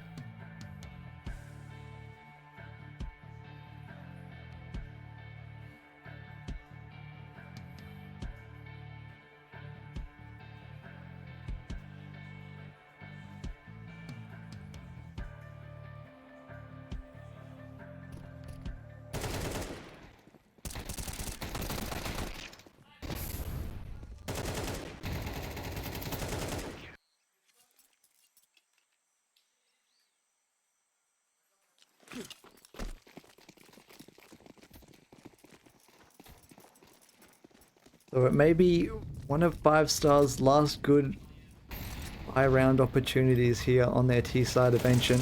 Jamyoung puts a stop to Rate's antics in middle. Gives them the opening advantage here in round number 10. It's Mazea, sorry. Catching Cloud, and Mercury, on the other hand, has been taken out by News and Ariukul with another one. So 3 on 3 now, even numbers. G-Zorp whistles past them. Bomb plant yet to go down. Jamyoung on the flank has found a kill, but Hooligan, a double helped out by his Molotov. Has to be G now for the 1 versus 2 if they want to pick this one up. Plant goes down, a double swing. G collects both. Yet another spray down on the A1S for the big man. The ice cream lover. And apparently a clutch pair of hands for TYLOO here on Ancient up against 5-star. It's the second time he's been called upon and the second time he has delivered. Someone new to Pro CS, is Ancient CT or T biased? Are TYLOO stealing rounds or dropping them? That's a good question. I'm not, super expert, but I think generally Ancient is one of the more balanced maps in terms of T and CT sidedness. I could be wrong, but the last time I checked the stats on it, I think it's probably the closest one we have to 50-50. Ooh, News tries to bail on the mid push after getting whammed by utility. Instead, catches M4 bullets to his back, but G has been immediately obliterated on A. So 4 versus 4. 5-star with a chance to get the plant down. AWP picked up for Rate. Ariukel's Tech 9 quickly removed. Zero playing on the edge of the Molotov. Mercury coming out. Sprays come through for the A4s. TYLOO pick up 6. And for the last round for 5-star, it's going to be a bit of a hodgepodge by Hooligan and Rate. A little low on funds, won't be able to equip themselves with a whole lot of utility if they choose to buy up the AKs. Oh, look at that from G's POV, just no chance.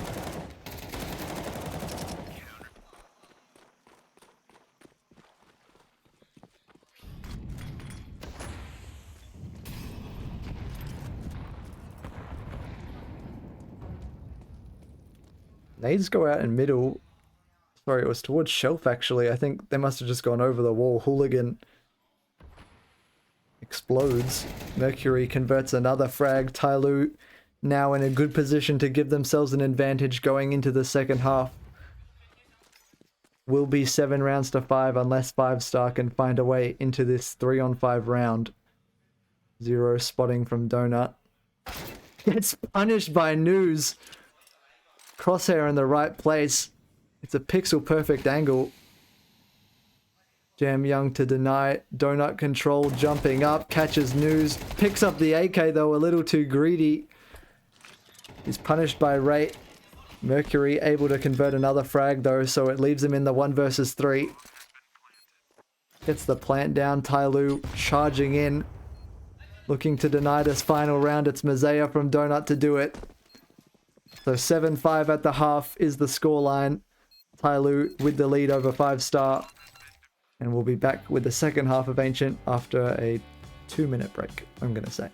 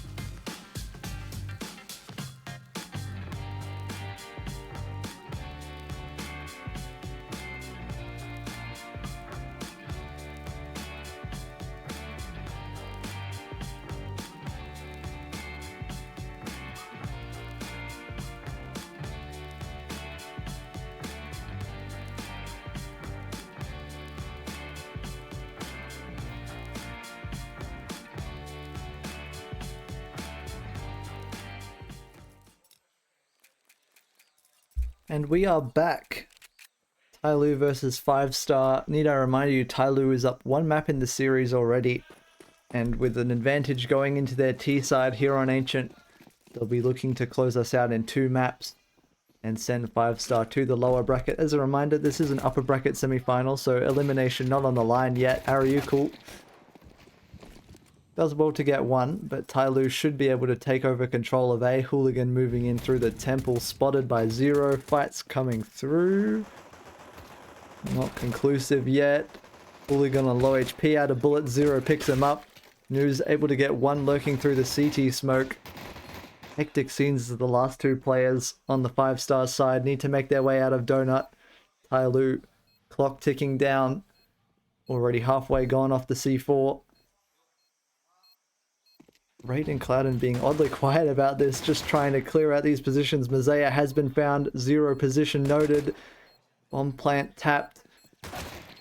Zero still fighting in from Donut, so as long as he stays alive, Mercury doesn't need to activate. He is going to swing out now off the tap, but Rate simply doesn't have the time. So, although they all fall, TYLOO do pick up the pistol round. Give themselves 8, and with it, a good chance of closing out Ancient here.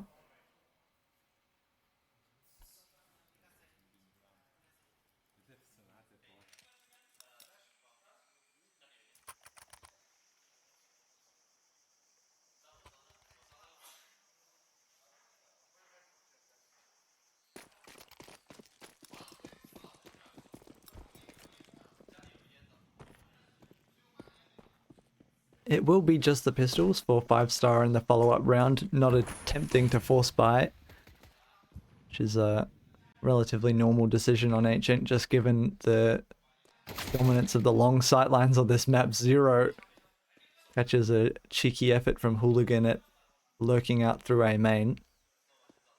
And TYLOO consolidate towards that side of the map, where 5-star do actually have 2 more players. It was 3. But Cloudon's gone back to monitor the red room position. Rate actually managed to catch G deep on the A main line with the Deagle. Ariukul burning from the tree position is able to get 1 more. Rate's Deagle fires away again. Somehow 5-star have a man advantage on the eco round. This is one that they were never expected to make a dent in. And Mercury could just find himself falling if he's unfortunate, but he does survive. Noise's USP unable to clean him up. The bomb plant goes down on B, and Rate's Deagle seems not to be done yet. Clouden does have that AK recovered from A main, so somehow it is 5-star who end up with the best weapon in the retake situation, but the clock has already started to burn. Will be a 10-second defuse as there's no defuse kit in the round.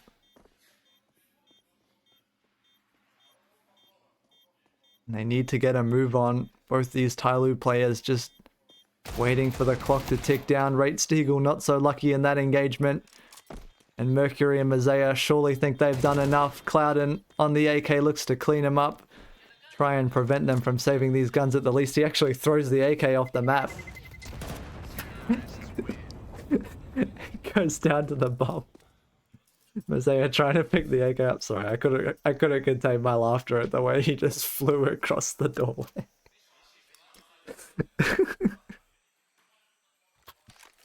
What's that A boost molly lineup? I have no idea. Where would you even be able to throw that from? Maybe bounce it off the corner of the box or something? That's kind of crazy, actually. I didn't even think about it.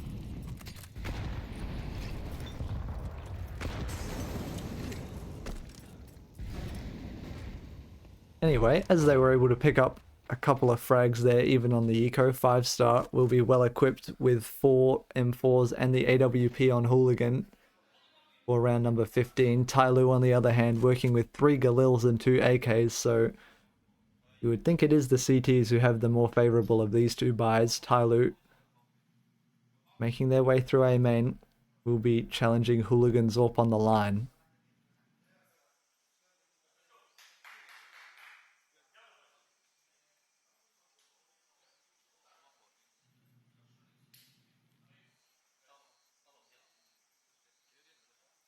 Tense moment. Zero is the first to fall. Jam Young comes out to follow, and he's removed as well. Hooligan still posted on this line. He is mollied away from it eventually, but TYLOO at what cost? They've already dropped 2 players. Bombs plant still needs to go down. Rate inside the donut. Manages to get 1. He's brought very low, and he's going to have the nades pulled. G, a little too messy cleaning that one up. Means he gets caught in the back by Hooligan, who finds 4 on the AWP. He has just had so much impact here on Ancient. It feels like every time 5-star need around, Hooligan is there to provide it with the frags. When we cut back to the overlay, I want to check what his KD's at, because I feel like, at least from the impact, it must be something crazy. TYLOO want to deny me that privilege though. They're going to call a timeout, so we'll be waiting at least a little bit longer before we get back to it.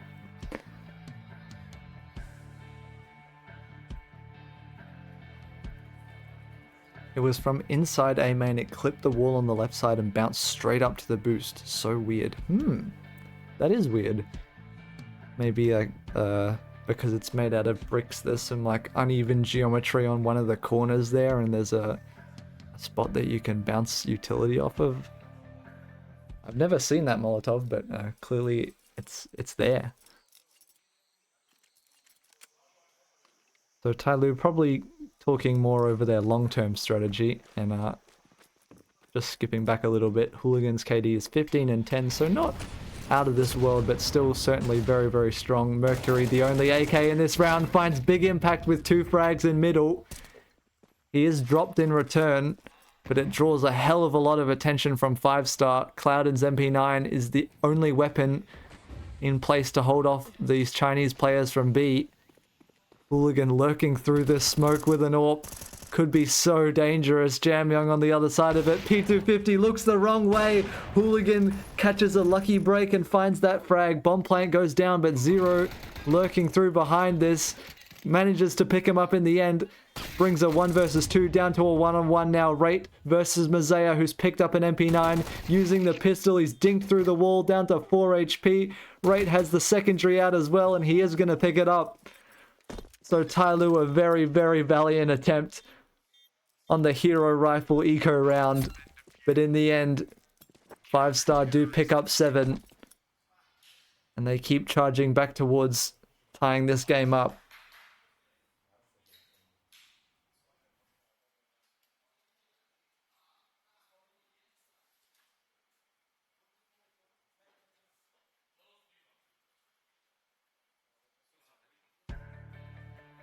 And another timeout called back-to-back. It's TYLOO again. Interesting. I guess maybe they felt like the previous one was a little preemptive, maybe. Not quite sure exactly what the long-term goal was. And maybe they forced in the last one because they're still poor. I could have misread the situation. I thought it was an eco just because TYLOO were working with only pistols, but it might have been that they invested everything they had. So it is going to be another round on the pistols for the #1 team in Asia besides the Mongols. I feel like so many times people think about the best Asian team, it's like it's TYLOO, but really it's Mongols. We don't even think about them as an Asian team because they're always competing in the international events. Of course they are the #1 ranked team in the region. TYLOO aren't that far behind in the top 20, at least for VRS, I think. Or maybe that's the HLTV ranking. I have them the wrong way around. Either way, TYLOO have shown that they're capable on the international stage, but certainly not to the same degree that the major final reaching Mongols have. G has found an opening onto a risky push out from Cloud, and MP9 recovered for the T side. And they'll do their best to make the most of it. Hooligan's AWP on the line in Red Room looks to find yet more frags in this game. He finds the first and the second. Dinked up by the SMG. He's able to fall away. Oh, and what a time for the stream to freeze. Jam Young charging through. Red is taken down, and somehow G's the last left. TYLOO cleaned up. Okay. We'll hope that that was just a one-time thing and it's not going to happen again. Man, the money is just so weird for TYLOO. Honestly, I'm not really sure what the plan is. They've taken 2 back-to-back timeouts. Maybe they just really had a lot of faith in those pistols rounds. Another sort of disjointed buy for them. G has the AK. Mercury's forced into a Tech 9 with utility. Mzaya and Zero also on Tech 9's Jamyoung with a Deagle. It looks like they have saved up mostly enough for the next round. But a little bit all over the place, it must be said. Ariukul has found a frag onto Mzaya. And A, looking a little bit under-defended. It is just Hooligan, but just might be overstating it, as he is a force to be reckoned with on his own. 2 frags, and another one on the Tech 9. This guy just cannot be stopped right now. Only 1 HP left. But as long as it's greater than 0, he will survive. Mercury is taken out, and TYLOO floundering. 5-star tie things up 9 rounds to 9 on Ancient.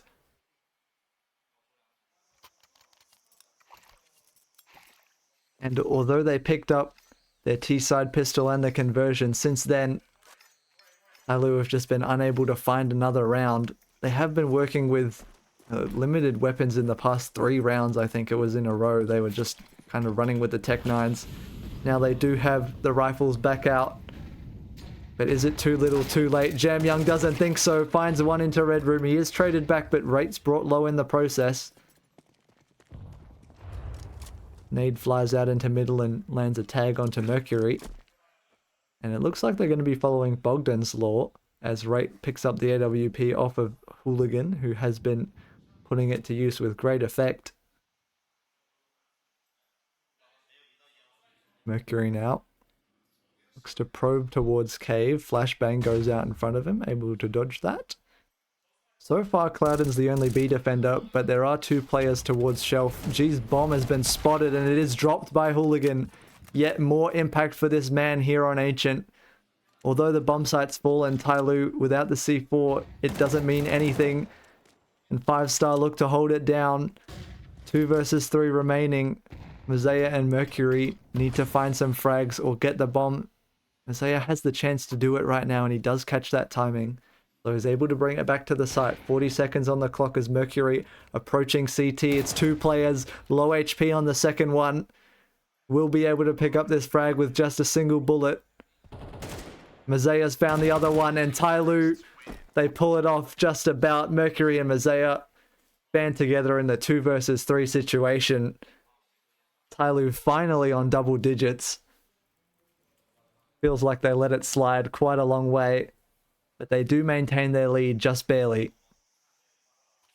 5-star off the back of their streak. Money not broken yet. They've got at least enough for one more, maybe a second buy possible if they lose this one. And it is JiJieHao coming out over on the T side. First time we're seeing 2 scoped weapons in this half. Once again, it is Jamyoung operating in middle. Confidence at an all-time high. Maybe not all-time, but running high after the last round where he found the opening. Looking to make use of that momentum. TYLOO take full control of mid.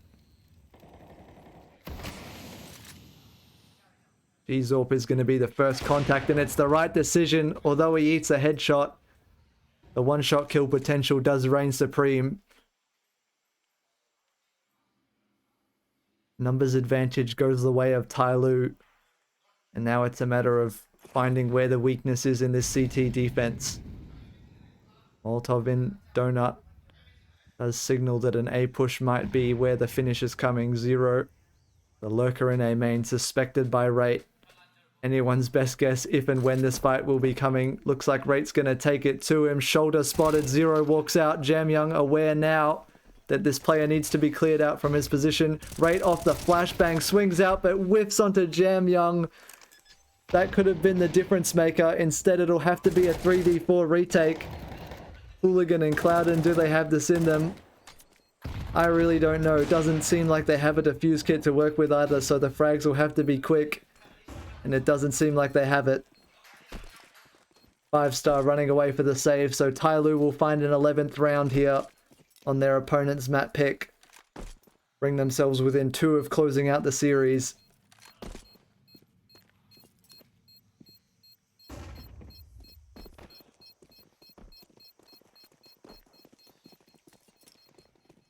Oh man, I'm running out of breath. This is so exciting.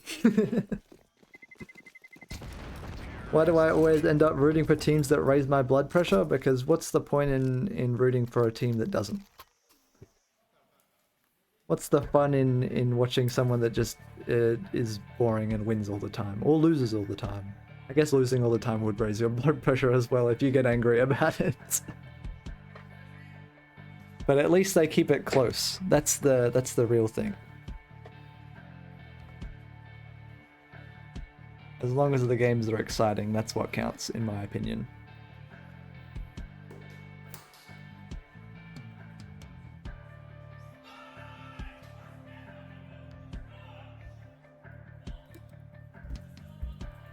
Not sure if this timeout is tactical or technical in nature. It looks like it would have been a tactical one, as we are back underway. TYLOO looking to put match point on the board, and if they do manage to do so, it seems likely that 13 will be to follow, because 5-star have invested just about everything they've got to hold this back in regulation. Hooligan 22-12 has not been enough to find the lead up to this point. Might be more asked of him, as the majority of the CT forces rotate towards B. It's 4 players here to deny the presence from TYLOO. I'm only seeing 4 players on the map. That's because there's a boost over towards middle. It would be Zero and JiJieHao operating that one. Not to find anything just yet, but the idea is always nice. TYLOO keeping it nice and patient. Drop the smoke into red room, which is going to allow a rotation over towards A if they choose to do so. Flash goes into Donut. It's going to summon right forward. JiJieHao and News may just have the first contact in this round. Red room player tucks into that corner. This fight feels inevitable. Both players just holding their angles. JiJieHao is ready for him and takes him down with the headshot. Man advantage now for TYLOO. They just need to convert on it. Mercury's flash is so good, it blinds both those players completely. Rate does kill Zero over towards A, but the last B player falls. It's Hooligan taken down. 20 seconds. TYLOO just have to get this plant, and it feels like the round should be secured. 4 versus 1. There it is. The bomb being planted by Mazea. Rate, the last one left, cowering over on A. Needs to save this AK. It'll be their last hope in the last round, and JiJieHao takes it away. Money broken for 5-star. TYLOO on the verge of taking the series 2-0 and moving themselves to those upper bracket finals, where they'll be meeting the winner of Chinggis Warriors versus JiJieHao. Haven't checked up on the score of that game, and I'll be sure to do so once this is over, which could be very, very soon. 5-star, once again, investing all their money, but this time all it buys them is SMGs and pistols. TYLOO, this will be their best opportunity, and surely one they want to capitalize on. Mercury is being pushed down by the SMG, does well to find the first frag. The rest of his team make their way out onto A, and he catches a second. This could be it for 5-star in the upper bracket. News the only one with a chance of stopping this plan. He's brought down by G.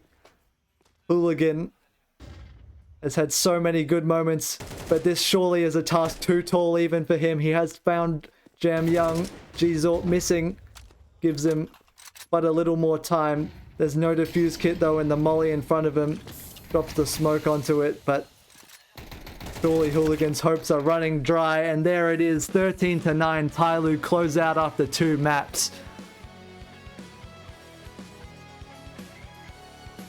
They move themselves along in the upper bracket, and I will just go check for you all real quick what the situation is on the other server. JiJieHao versus Chinggis Warriors. JiJieHao took map 1. If you missed that, it was Ancient, 16-13. Right now, Dust 2 is 9 rounds to 6. Chinggis Warriors are in the lead at the moment. but that game is far from over. If you're interested in checking out that one, it is being streamed by CIS Papa on Twitch. I think he primarily does Russian, but if I'm not mistaken, he does also speak English, so if you're interested in that game, you can go and find it on his channel.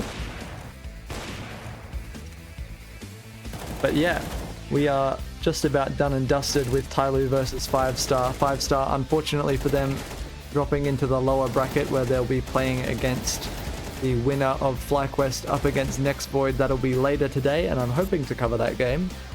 Of course, the schedule is going to be flexible, so we'll see how we go. But up next is going to be either Lin Vision versus Haunted House or SemperFi versus Kaleido. I'm hoping it's SemperFi versus Kaleido, but honestly, I'm not 100% sure. So I'll update you guys when I find out, but until then, I'm going to run some ads and take a quick break. So thank you for joining me for TYLOO versus 5-star, and I will see you all sooner or later.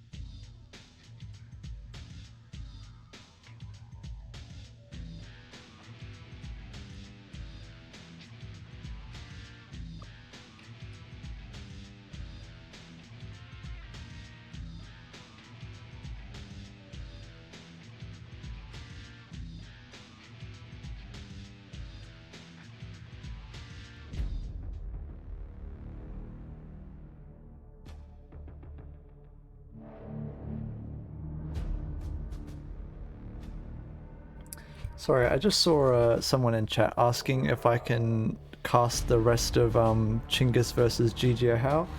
I will at least pull it up on the stream because we've got a 30-second wait until we find out what the next game is on this one. So there you go. Ooh.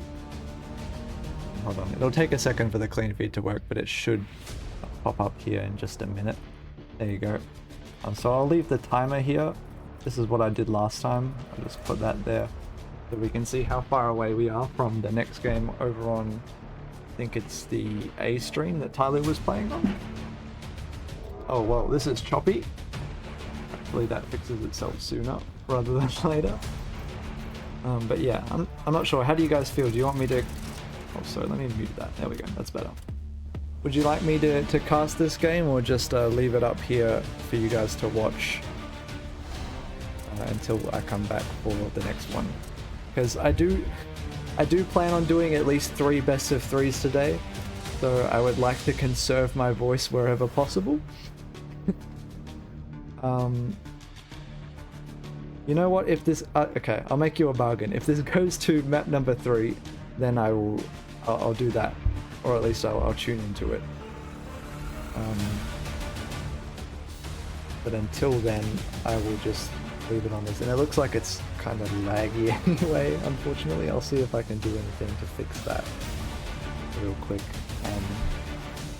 But yeah, see how we go. The audio delayed, or is it just me? It'll be easier to tell when someone shoots.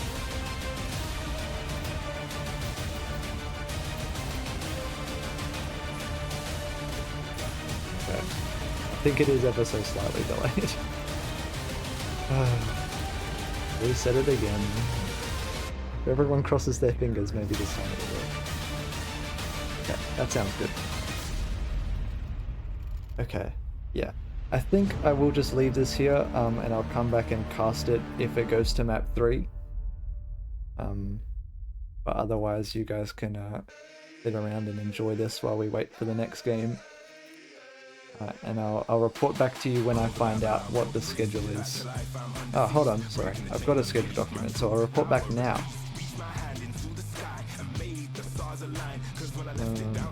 Okay,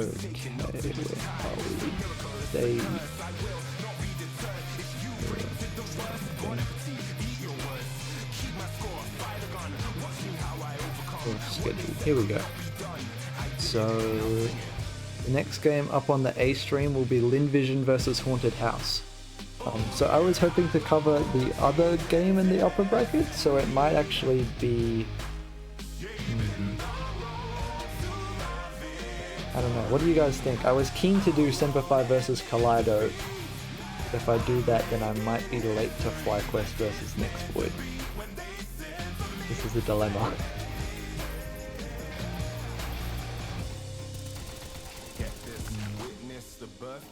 Decisions. My future beckoned, I crashed, and yes, I burned. Hardest lesson that I learned was how to take a fall and crawl back out the dirt. Now I'm back from the grave revived. Time after time they tried to take my life, and still Here's what I'm thinking. I will do SemperFi versus Kaleido, because I'm gonna predict that game will be over hopefully quickly. I mean, I may be placing too much faith in SemperFi, but it is at least my belief that they should be able to take care of Kaleido in 2 maps. And Haunted House looked pretty good yesterday against Thunder Down Under. So maybe they'll put up a good fight against Moonvision. Hopefully they can drag that game out, and then by the time we get to the end of SemperFi versus Kaleido, FlyQuest haven't started yet. I think that's going to be the plan. So SemperFi versus Kaleido will be starting whenever this game finishes. Sorry, I just realized that I haven't muted that so you guys can still hear the music. There you go, that should be better. I'll leave this up on the stream, and if this goes to map 3, I'll cast that, and then we can watch SemperFi afterwards. And then after SemperFi, we'll figure out what we're doing from there. But until you get a further update, that is the plan. So we're gonna wait and see if this goes to map 3. If it goes to map 3, I will cast it. If not, then I'll be casting SemperFi. Actually, either way, I'll be casting SemperFi once this game is over. But it's just a question of how quickly that is going to happen. So yeah, if this goes to map 3, I'll be back when that happens. If not, I'll see you guys sooner rather than later.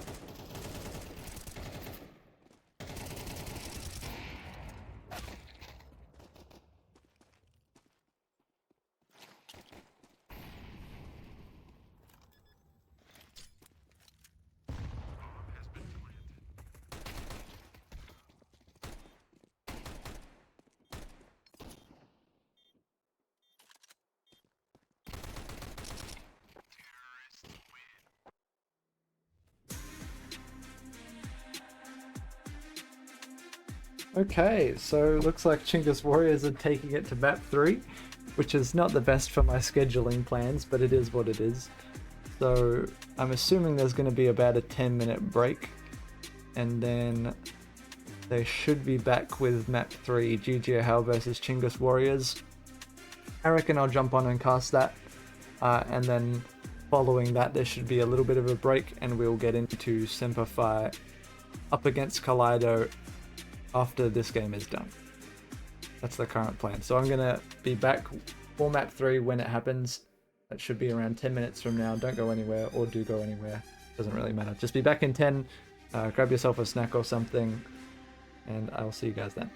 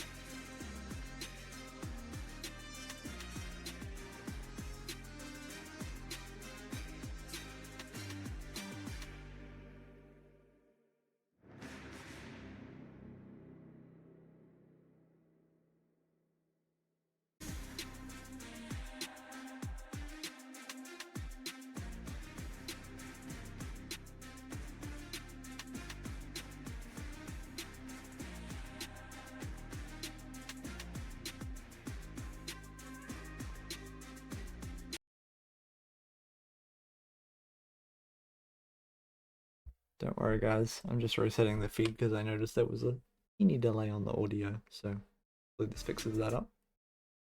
Oh god, now it's lagging, that's not better. Why does this happen? I wish I knew. Queen feed A seems to be doing fine. Try resetting it again.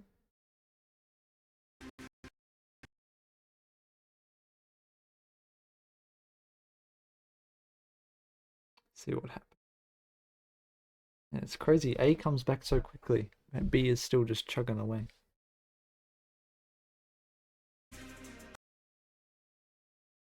Nope. I mean, if the B feed keeps up like this, we might just have to do whatever's on the A feed, because for whatever reason this one is just chugging.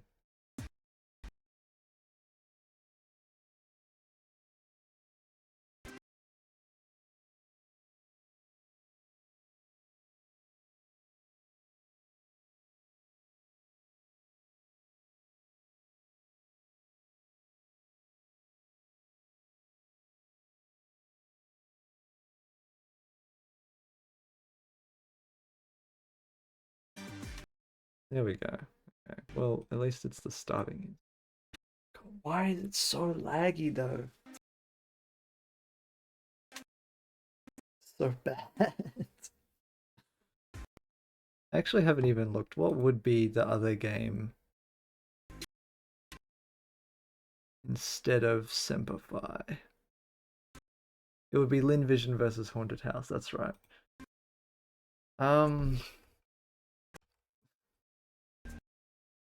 If the B stream keeps being laggy like this, I don't know, that might be our only option.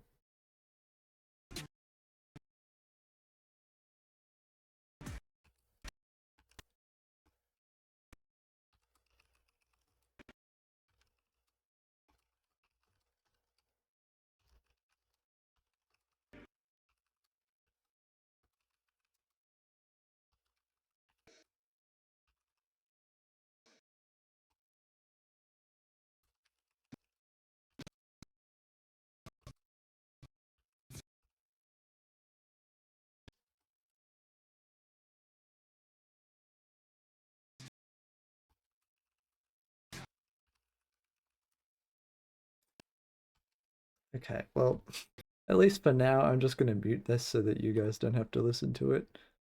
I'll keep it on just in case it goes back to being smooth. But I'll also put the A feed over there. But I'll just make it the whole screen because honestly the timers aren't that far apart. And look, this is nice and smooth. And then if I turn on the audio, you guys can listen to that instead. So I'll know if the B stream comes back if the audio for it starts to get better, but if not, then it's going to continue to be choppy.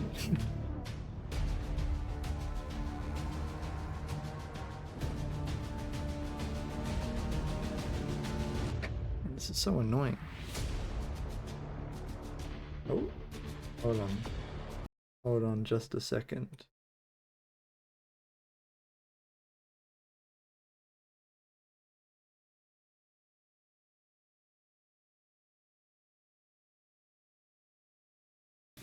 Okay.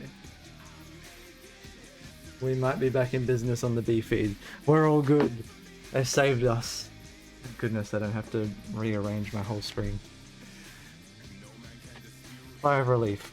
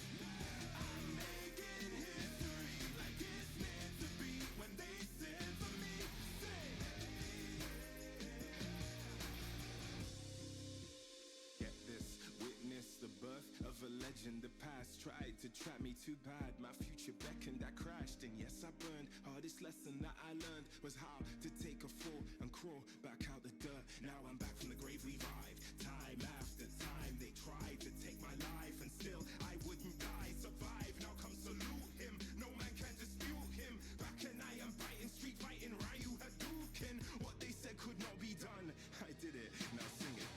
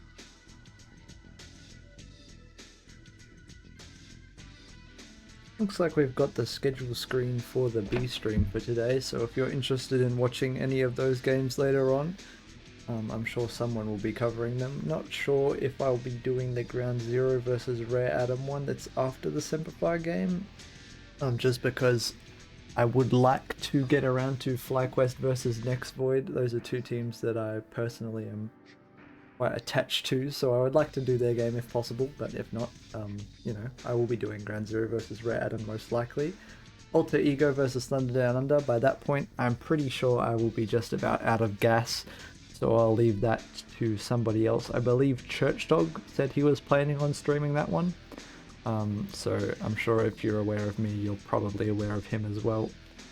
He'll be going live with that later on today. As you can see, those times are for, I believe, the China time zone, which is the same as my own. If you're converting to Australian Eastern States time, those will be, let's see, so SemperFi is 2:30 here, it'll be 4:30 there, and then Ground Zero's game will be, gosh, 6 o'clock there, and then Thunder Down Under's game will be 8 o'clock there in Australian Eastern States time. If you're somewhere else, feel free to disregard those completely.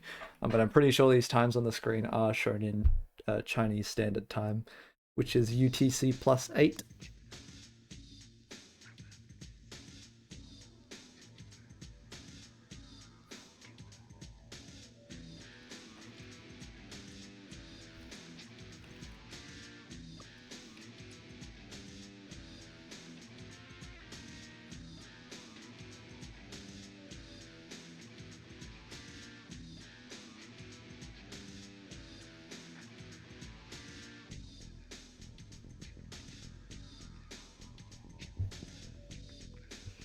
Not sure how long it'll be until we get underway for JiJieHao versus Chinggis Warriors map number 3.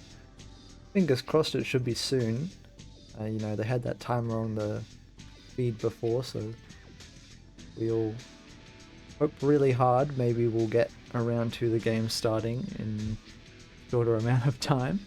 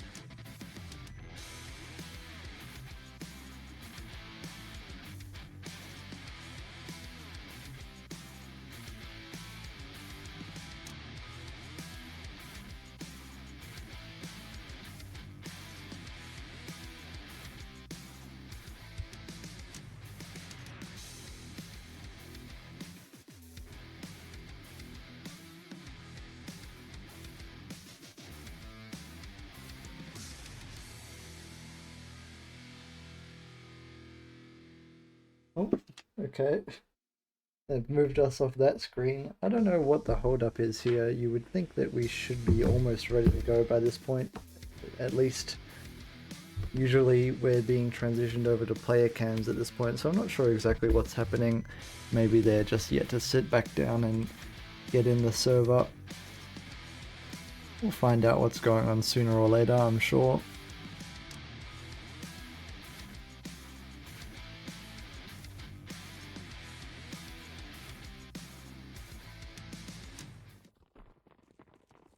Oh, here we go. going straight into it. Jeez. Okay, no transition period whatsoever. JiJieHao versus Chinggis Warriors. We actually missed the first two maps here on my stream, but if you were keeping up, I think it was JiJieHao took map 1, Chinggis Warriors took map 2. That was Dust 2. A little bit of audio delay here, but we'll make it work for the pistol. JiJieHao making it work so far. They've found 2 kills. But the bomb site control's been handed over. Rue brought the bomb towards short before being called back by his teammates. Azteca has found a kill into market. So post plant comes through for Chinggis, although they lose one player right off the rip. Azteca with another one. He is taken down, so it has to be the 1 versus 3 for Tikwak. Tapping away with the Glock. He's not able to find the headshots. And Sasanito takes him down. So JiJieHao pick up the CT side pistol here on Mirage. I'm just going to real quick reset the stream one more time. I was just pausing to make sure I wasn't making up that audio delay in my head. Oh, okay. Maybe they're going to do it for me. I may as well reset it at the same time, and then hopefully when we come back, it'll be everything fixed, clean slate, nice and new. If it comes back. I hate it when this happens. Okay, well. Oh no, not this again. Damn it. It was doing so well. Okay, sorry. I just thought I would flash the A stream to make sure it wasn't just my Wi-Fi. It seems like it is somewhat of an issue on the feed end, which is a shame. Oh. We're just gonna watch it jump around for a little bit. I'm gonna try resetting it one more time, see if it does the trick. Oh, there we go. Things are moving. Looks good. Still seems like there's a teeny bit of audio delay, but it's better than not being able to watch the game at all. Chinggis Warriors, though, have attempted a second round force. Doesn't go too badly for them, to be fair. They did get the bomb down. But the result is a JiJieHao conversion in the second round here on map number 3.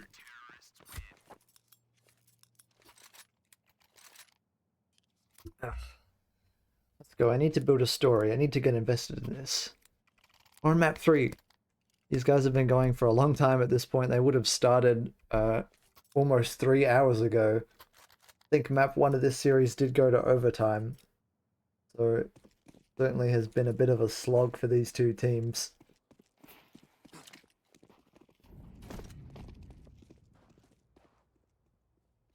JiJieHao looking to put this one to bed. Extend their lead just a little bit more. Chinggis Warriors on the pistols. Not standing a chance right now. Mini into top middle. Whips out his weapon of choice. And finds E-Fire's head with it. Yummy gonna be the next one to follow. 3 kills for Mini on the cleanup. And just Tikwak to remain. Cowering with his deagle inside of the palace. The nade finds him on perfect timing from Osamas. And just one more bullet will do it now. There it is. Sasanito does the job.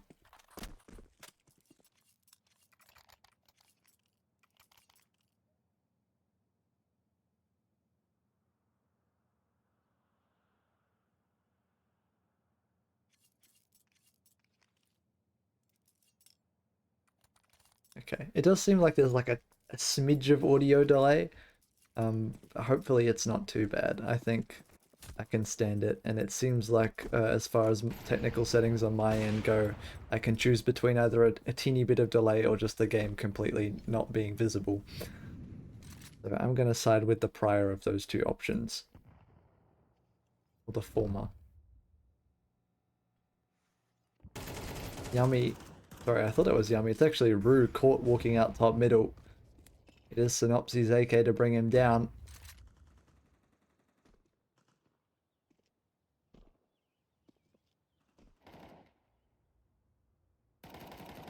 Now JiJieHao look to sort of bunch up and put the rest of their forces in one direction at the same time. Is going to be a play in towards middle. Hazteca just about avoids taking too much damage from those grenades, and he has the smoke for connector. Maybe looking to give them a way in somewhere. Air control fully within the hands of JiJieHao, but oh, Tikwak's been caught by this apartment's push. Bibu takes him down, and now JiJieHao in a very good position. Chinggis Warriors gonna have limited chances to convert this round. Azteca's AK not in too bad of a position, but he still does need to find a kill somewhere. At least you'd think. Bring this app push together. 20 seconds on the clock. Chinggis Warriors have to go now. Yummy, that's a good start. Finds the headshot on the AK, jumping out though. He's caught by the two M4s. He fires up, looking for more. 7 seconds, can't do it. JiJieHao with 4 straight. Chinggis Warriors are going to be working with a dodgy buy. If they choose to buy at all, it might just be somewhat of like a half. Maybe trying to build the cash up a little bit.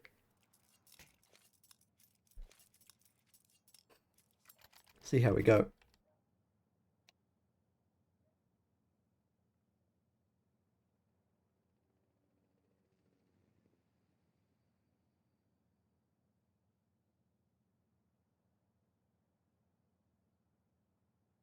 Like there's been a pause. I think this is a tech pause because we don't have the little sand timer thing at the top to indicate what's going on. So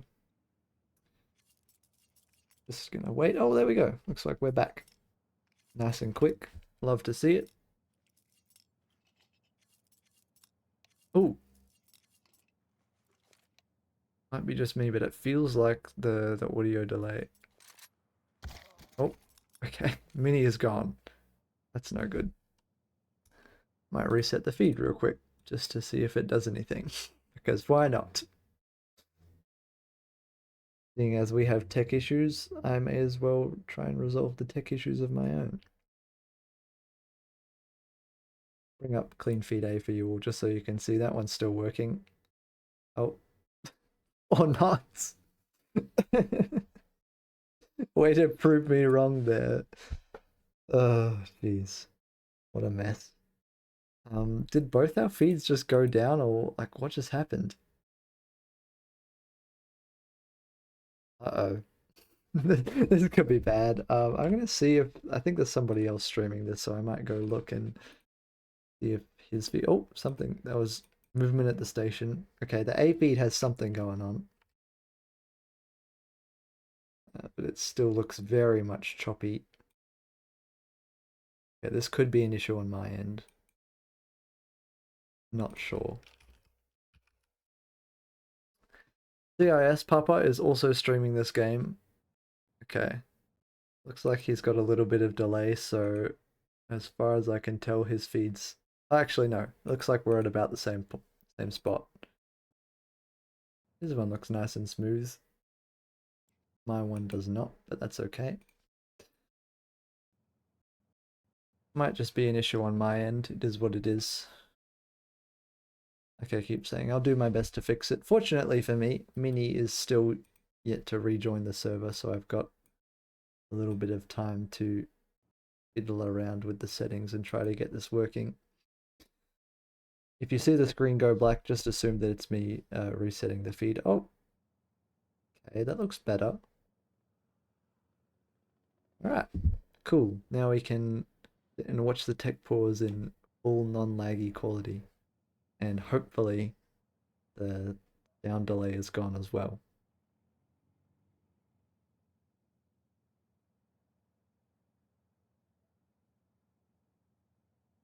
Yeah, I'm really not sure what's going on here, guys. I would give you an update if I had one, but I really don't. So we will just sit and wait. Feel free to go, you know, grab a snack, pull up a mobile game, get a glass of water if that's what you need. Make sure to stay hydrated, everybody.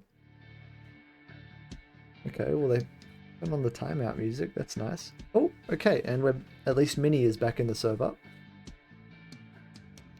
Looks like maybe a mouse issue. He's just shaking that around to see if everything is working for him.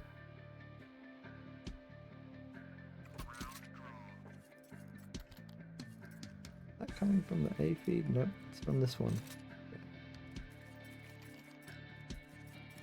So it seems like all the players are just about back and ready to go. With the exception of Bibu, who hasn't bought a gun. Okay, but here we go. Everything is back up and running. Hopefully that music should stop before the round starts again, because it would be kind of annoying if it kept playing. There we go. Welcome back, everybody. In case you were leaving the stream AFK, come back. We're live again. Things are working. Okay, looks like the audio delay is still there, but better than nothing. Azteca's going to make his way out of A main, and he might just meet Mini Zorp on the line. There it is, picked up. Nice and easy for the sniper. Tikwak answers back with one out of Palace, but he's quickly traded by Osamas and Sassanito as well, who does lose his life. So it's 3 versus 2 now. Chinggis Warriors not completely out of hope in this round. Yami being dropped isn't a good sign, though. It has to be E-Fire in the 1 versus 3 clutch, and he's fully blinded by the flash. Osamas able to collect a third with the AK-47. Nice triple for him. And 2 players on Chinggis Warriors here on map number 3 are still yet to get on the scoreboard. Tactical timeout called. Apparently that long pause that we just had wasn't enough time for them to think through the strategy. Although, to be fair, the players aren't allowed to talk to each other during the tech pauses. So, you know, they do have an excuse.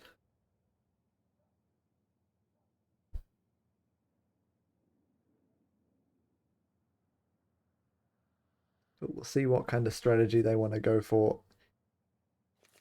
Doesn't appear that they're going to go for a buy. E-Fire's got a smoke. Azteca. Okay, looks like a half buy. So Chinggis Warriors trying to carry over just enough money to buy in round number 7. Because they know that if they were to invest everything they had in this one, it still wouldn't get them very good weapons. It's fair enough. We'll see what they can make happen with what limited utility and pistols they've bought for themselves.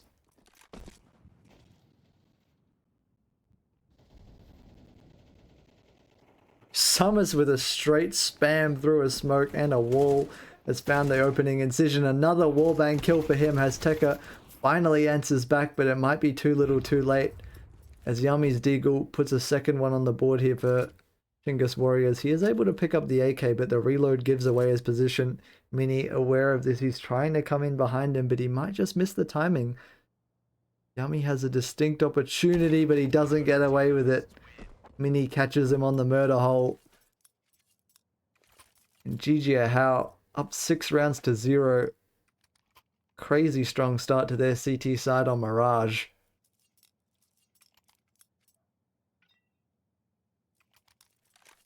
Counter-Strike game win is never out of reach, no matter what the scoreline is, but for Chinggis Warriors, it might be starting to feel that way. Mini up 9 and 0 right now. E-Fire and Roosh still yet to put a frag on the board.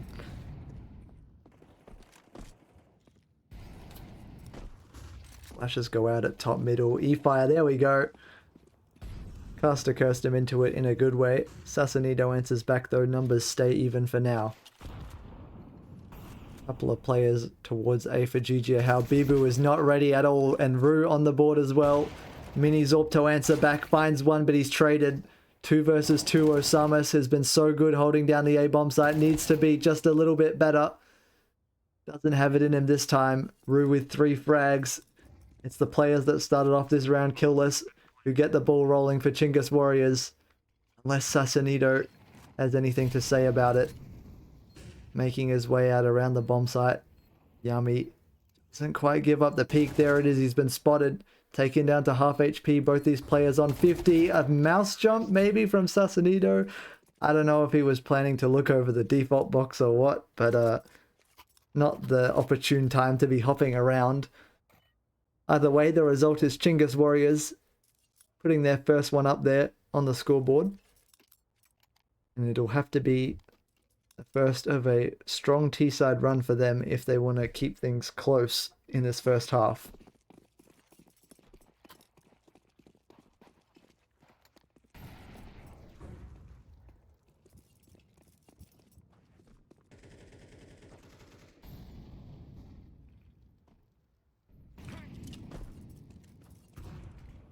A lot of utility being invested into this A bomb site. Once again, it is Osamas underneath the rafters working with the M4, trying to hold them back. He's going to be helped out by Synopsu, who walks out into that Molotov and takes 80 damage. He actually burns to death. Yummy with 2 kills after the Molotov, but Osamas found 2 for himself. Once again, 3 versus 3. Sasanido just about escapes through window. 21 HP to spare. And they are aware that Hazteca was positioned towards top middle. Now that's going to make the rotation much, much slower for Bibu when he does make his way over. They do have 2 defuse kits for this retake, JiJieHao, but the clock has already ticked 1/3 away, and they need to get a move on. Mini takes the first step in that direction, finds a frag with the AWP. E-Fire answers back, takes down the CT lurk of Sasanido. Bibu brings it to a 2 versus 1, drops the smoke. E-Fire with a chance to clutch up, spams into 1 kill, but Mini with the no-scope through the smoke. Are you kidding me? He's got enough time for the defuse as well. JiJieHao, 7 rounds to 1. Mini is 12-1 on the KD. What a ridiculous shot. I thought he quickscoped him, but no, just a raw pull. And JiJieHao, it seems like they may have called a timeout to discuss what was going wrong. Instead, it'll be a timeout of celebration.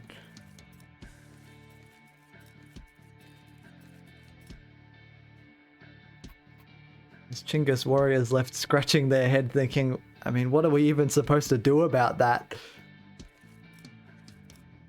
I wish the B stream had replays, because man, that is a highlight worthy reel.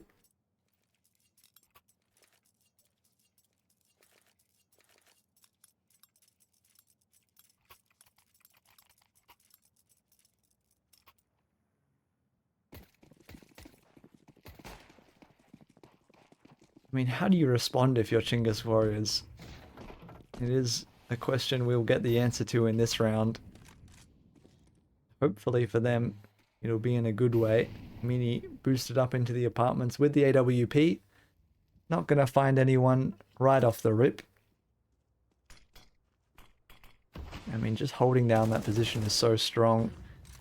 It looks like E-Fire might be about to walk back up into him. Doesn't want to give up that fight for no reason though. Bomb drop towards top mid for Chinggis Warriors, so no strong commitments for them just yet. Not sure why we're watching Tikwak over here, but this is what it is.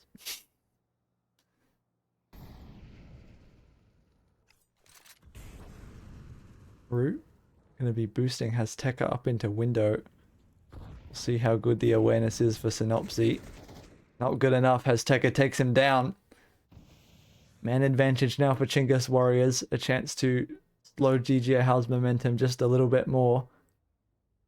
Mini on the AWP. Doesn't quite hit the mark this time. E-Fire escapes. He'll be able to pick up the bomb and bring it over to his team. Yummy and Tikwak finding yet more frags over on A. So it would have to be the 2v5 retake. Mini and Bibu, they don't want to go for this. It's going to be the save for the remaining JiJieHao players, as long as Chinggis Warriors get the bomb down in time. E-Fire will manage to do so. So we'll see if they go for a hunt. Personally, I don't think it's super likely, given that they have pretty much no money to spare. But there is a lot of time on the clock. Mini gives away his position with the AWP, firing away into Hazteca's head. And it'll be up to Bibu to hold down the apartments for himself.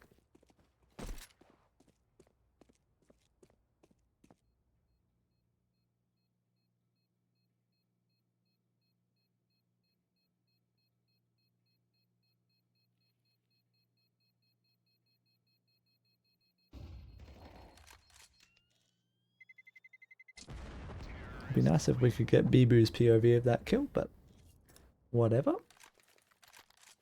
Chinggis Warriors double their round win count to put a second one on the board. After 9 rounds of play, heading into round number 10, they will have the AWP again on Yami. Seems to be one of the difference makers here for Chinggis Warriors. I believe in the first round it was Rue who picked up the 3k on the Kalashnikov, so you know, there's impact to go around. Mini has been hogging it to himself over on the JiJieHao side of things, although Osama's contributions shouldn't be understated either.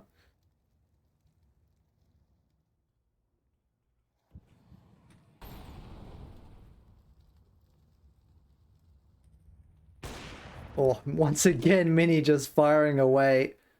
Takes down Rue through the mid boxes. Another bad start for Chinggis Warriors. Has Tekka actually taking a lot of damage from some HEs down as he comes out of lower tunnels. Osama's attention drawn to the utility, but he gets back to the angle in time to spot Yami. Drops the smoke in front of them. Tries to make this awkward for Chinggis Warriors over the top. Osamus with a frag, but he's traded back by E-Fire. Bibu arrives in CT in time to clean up to Quack coming out of Palace. And now all E-Fire can do is fight for his life. It's good to get one frag. Two could have happened through the box if he got lucky, but it is Bibu to collect him. JiJieHao with 8 rounds on the board. Looking to extend on that even further. Chinggis Warriors' money starts to run a little low. You could be looking at a double-digit half.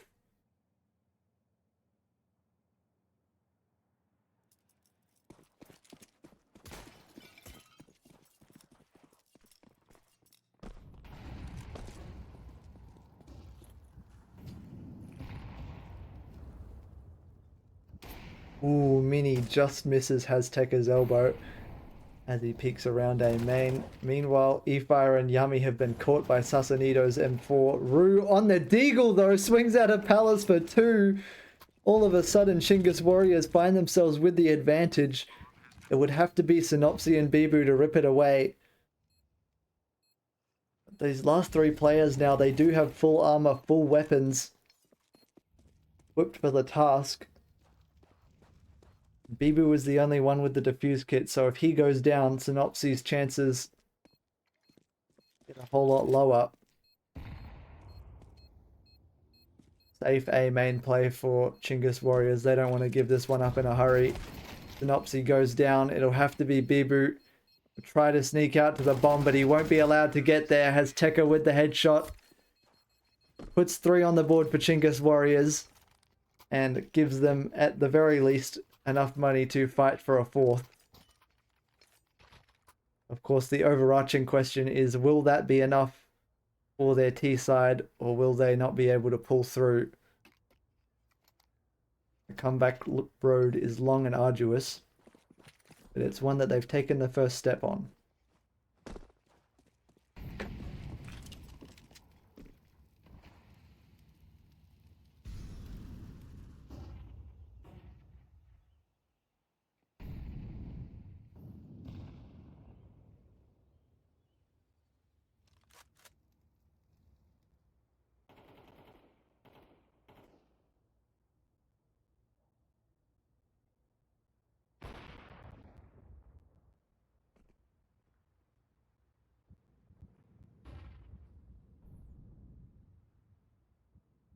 A lot of mid presence being made here for Chinggis Warriors. For JiJieHao, they're leaving it somewhat open. There's been a boost, a double boost even into window.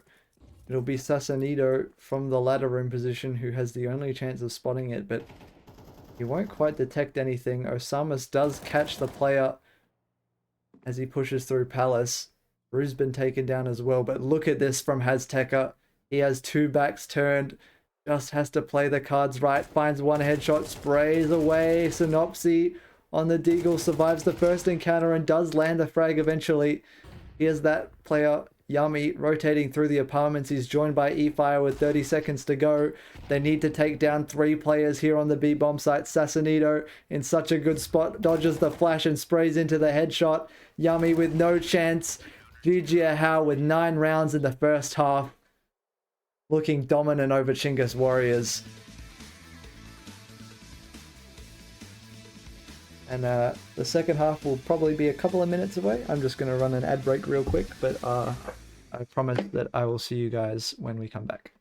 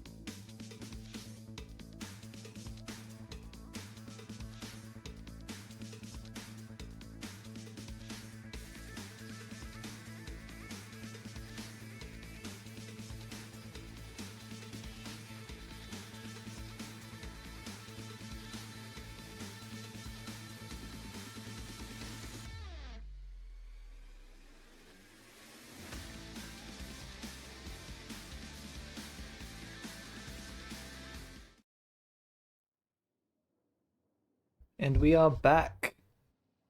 This is Chinggis Warriors versus JiJieHao, the third map in the best of 3 series. It's the upper bracket semi-final. So the winner of this will be moving on to play against TYLOO, who took down 5-star earlier today. I was streaming that one.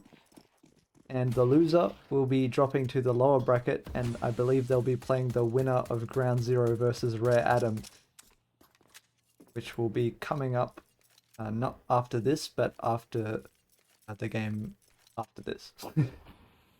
So I think it'll be SemperFi's game and then the Ground Zero game. Synopsy, with a good start to the T-side pistol, tags up his teammate, but we'll see if it comes to matter. Another headshot for him on the P250.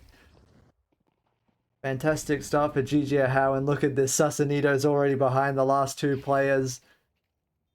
Easy tap to collect. Double digits already on the board for JiJieHao, and for Chinggis Warriors, this one's looking all but over.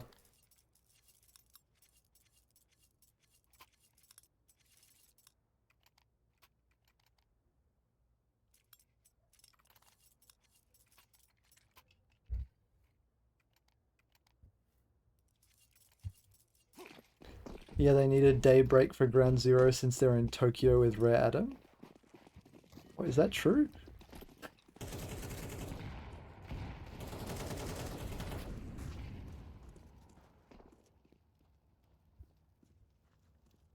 The hell?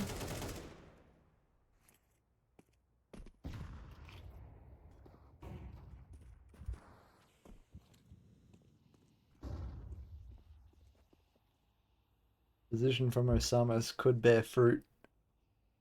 Let's take her on the other side of the smoke. Probably have to rotate over towards B. No, yeah.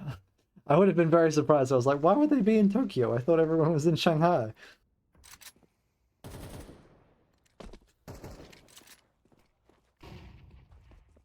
I am brushing aside the prospects of this round a little bit. Although there's one player who hasn't been there. Oh, sorry. I was going to say he hasn't been figured out, but he does get taken down. It was Rue on top of the bomb site box in B. So just as quickly, JiJieHao will pick up their 11th round. 1 away from series point. Rare Atom made Ground Zero play on Tokyo servers. Oh, right. I forgot about that. That is a good joke. I just was omitting the context, cognitively speaking. Yeah, massive grudge match. Maybe that one will be worth watching then.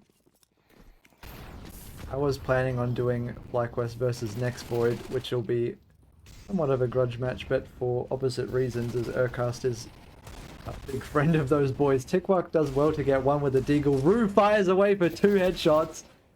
Numbers for a second there were evened out, but in the end it is going to be an E-fire 1 versus 2. Osamas and Bibu both posted on this angle. He's going to wait for the tap, and he's smart to do so, as he would have been eviscerated had he peeked a moment earlier. Finds the first headshot, but Osamas for the trade. JiJieHao on series point now, and it'll have to be Chinggis Warriors with a 9-round comeback in a row. Doesn't seem particularly likely. And, you know, look at the weaponry they're working with. 2 Famouses, it's not what you want to start this off. Mini and Bibu both on scouts, which is interesting. I think Bibu does have enough money to... Oh, right. It was so that he could line up the window smoke. I see. Wait, is it a win? Did he... I think he missed it anyway. Azteca punishes him for that one with 2 kills right out of the window. And as much as I was assuming this was a done deal, JiJieHao maybe finding a way to prolong it a bit more. As Azteca collects off the missed jungle smoke with 3 on his M4. What times are the OCE games? I think Taffy made a tweet about this, but I'll go over it real quick. So, let's see. We've got, I believe the first one of the day will be SemperFi. That'll be against Kaleido. That's coming up soon whenever this game finishes. And then after that one, it'll be, I think Ground Zero are playing at the same time as FlyQuest. FlyQuest are playing against Next Void, Ground Zero are playing against Rare Atom. So those ones will both be starting after the SemperFi game and after the Limb Vision versus Haunted House game, whenever those ones finish. And then the last AU game of the day will be Thunder Down Under, playing against Alter Ego in the lower bracket of Group B.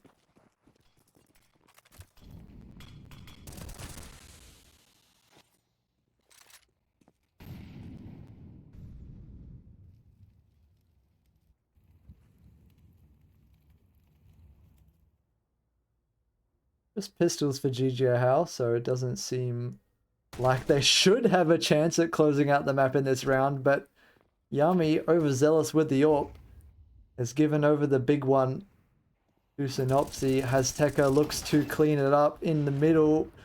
Does get 2 frags, but he's traded back in Synopsy with the recovered AWP. Takes another step in that direction. Bibu's Deagle takes down E-Fire and Tikwak. He's not ready for this. JiJieHao, they're going to close it 13-4 off the back of a misplaced AWP push. Cleaned up by Synopsy's Tech 9. They do close out Mirage, and with it the series 2-1 over the Chinggis Warriors. Coming up right after a break will be SemperFi going up against Kaleido. That's the Chinese team that took down Last Bullet yesterday, and I'll be there to cover it when that happens.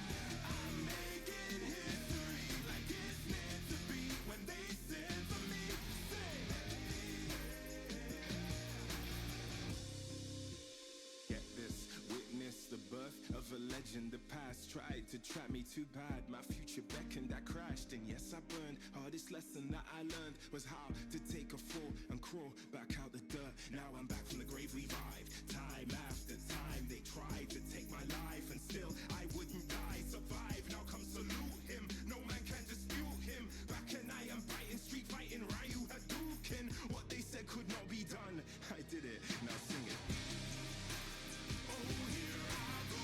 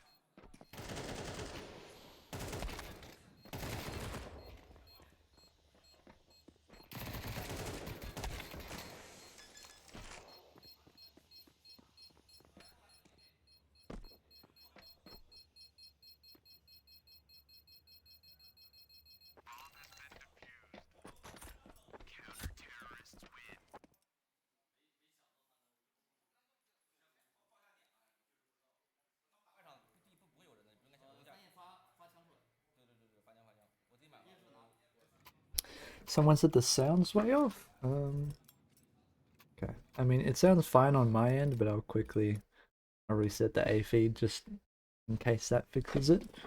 We are waiting on the SemperFi game to start. Let me know if this makes a difference or not. For me, on my end, it is still good. But earlier, when it was JiJieHao versus Chinggis, I could hear the delay on my end. So let me know if it gets any better or worse. May as well do a little bit of casting on this game while we're waiting. This Haunted House fighting to bring it to overtime here with the limited weapons. Doesn't look like it's gonna be enough, or have I spoken too soon? It would have to be Schwarzkopf to prove me wrong. 1 kill picked up already, needs 3 more on the Mac-10, has the bomb plan available to him. But for how long will he be allowed to survive? Not long at all. Call Me Sue does close it out, 13-11. Lin Vision pick up map number 1 of Nuke. I didn't quite catch whose map pick that was, but it doesn't matter too much to me in the grand scheme of things, because we will be moving on hopefully very, very soon to the SemperFi versus Kaleido game that is in the stream title. I'm pretty sure, at least. And we were just kind of leaving this one on while we waited. And to be honest, okay, this was Lin Vision's map pick, so Haunted House actually putting up a very solid struggle. Low-key, I'm hoping that this series, Lin Vision versus Haunted House, goes for a long time, or at least longer than SemperFi versus Kaleido, because I'm hoping that I can catch the FlyQuest game, which will be on the A stream afterwards. But you know, we're working with a running schedule here. If not FlyQuest, then we'll be going over to Ground Zero versus Rare Atom, which, as Joshin pointed out earlier in chat, is a bit of a grudge match due to some beef that those two teams have over a match that they played previously, where I think it was Rare Atom made Ground Zero play an online game on Tokyo servers where they were getting like a crazy amount of ping. Oh, hello Ix. 201 viewers, insane, doing super well. Yeah, it's going great. I think people are really enjoying this tournament. There's lots of interest in it, lots of good teams in attendance, obviously. So I was feeling pretty fortunate to get the opportunity to do casting for it, especially when I found out that they didn't have a official English stream. I was very surprised, given the teams and the prize pool. I almost couldn't believe that they didn't organize an English broadcast, but it is what it is. I will be minimizing the Lin Vision versus Haunted House thing real quick, because it looks like they've moved the stream up for SemperFi versus Kaleido. Ooh, that's my mic. There we go. Should be able to hear whatever music they've got playing, if there is anything. Doesn't seem like it now, but I'm sure they'll turn something on. Oh, there we go. Quite loud. Okay, so this is the map pool. I don't think the pick bans have gone through yet. I'll quickly check it on HLTV, because they're usually... Okay, they have done the map pick ban. So SemperFi banned Dust 2, Kaleido banned Nuke, SemperFi picked Inferno, so that'll be map number 1. Map number 2 will be Mirage, of course picked by Kaleido. And then Kaleido banned Overpass, SemperFi banned Anubis, and Ancient will be the decider if it is required. If you're asking for my prediction, which I don't think anyone has so far, but I would be inclined to go with SemperFi. They are, I think, a little bit more experienced as a team than Kaleido, but you know, it could still go either way. I'm not far from the authority on these things, and they will have to decide the differences in the server.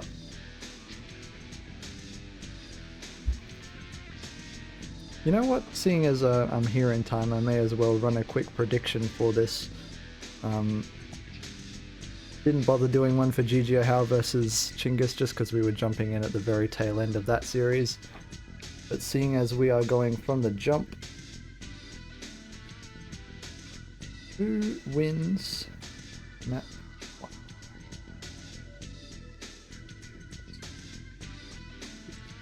Wait, it's not Dust 2, it's Inferno. Dust 2 is the one they banned.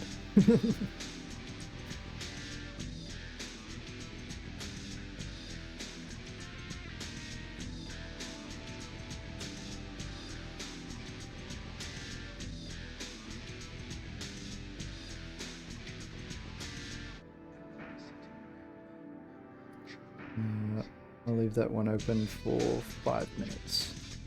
And then if the game starts before then, I'll try and close it. There you go. Predictions open. If you guys have any channel points, you can feel free to gamble them up against the other viewers in the chat.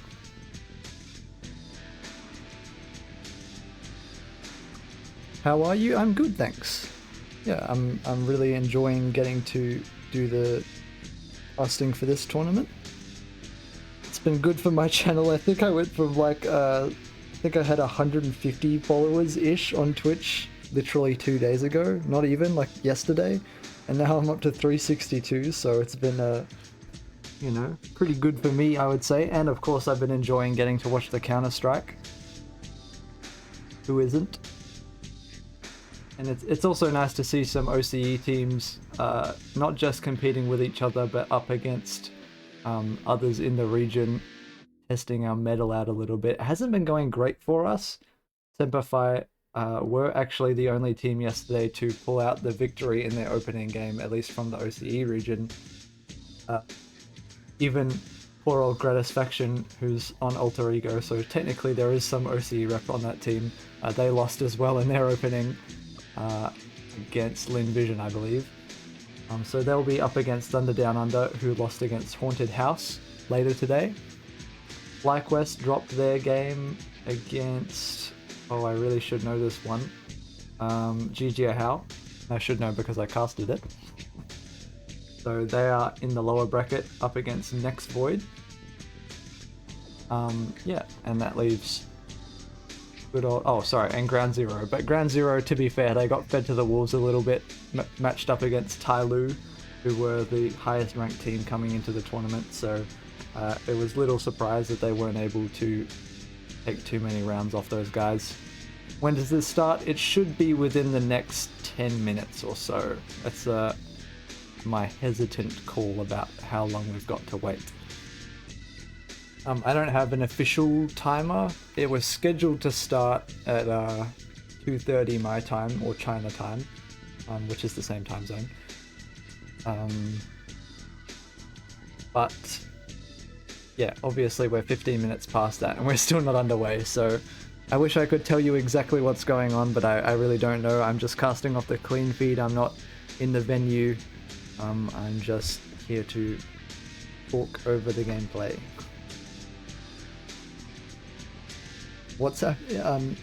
Sorry, just to give you an idea what might be happening, it's more than likely just a technical issue of some description. Maybe the players still getting set up, things getting underway. Oftentimes on the B stream, you know, on the A stream they tend to be a little more generous with the coverage they give us. They'll show us like the player cams and line up some more interesting stats before the game starts. But on the B stream, oftentimes it does just go from something like this screen directly into the gameplay. So don't go anywhere because we literally could be jumping into it at any moment. I guess while I'm here, I'll take the opportunity to plug myself a little bit. Oh, never mind. Okay. No, I thought we were going to go into the game, but we just transitioned to this screen. So, yeah, hello everyone. I'm Sync. I cast stuff, mostly CS2, actually only CS2 for now. I've been thinking about branching out, but I haven't done anything yet. Oh, look, they're showing the pick bands. I went over these before, but if you missed it, this is what they're going to be. Dust 2 nuke band. It'll be Inferno map 1. And then I think it was... No, it's not Overpass. Mirage map 2? Yes. And then the decider is Ancient, pretty sure.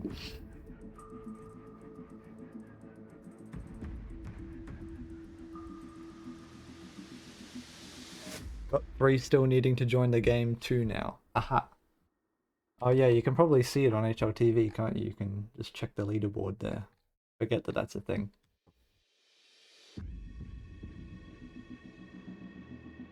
One player on each team still yet to get in the server, but that's okay. I can keep you guys entertained while we wait.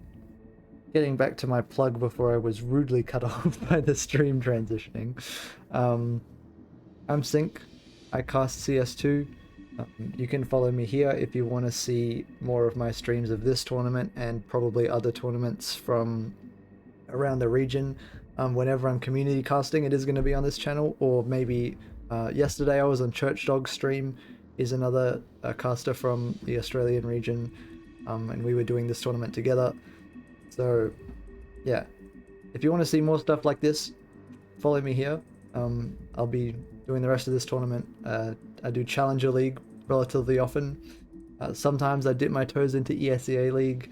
I was doing Park and Challenger recently, and I do have a community caster rights for that. So next time they have another tournament, which will be pretty soon, I have that option available if people are interested in watching it. But otherwise, if you want to just follow me wherever I'm casting, even if it's not on this channel, you can go to my Twitter, which I think I have linked to my Twitch channel in the description. And there I tweet out whenever I'm going live, wherever it is, even if it's on somebody else's channel, I'll post it there, and then you can find out where to watch me. Of course, I don't expect people to be following a caster around, but you know, if you really like it, fair enough.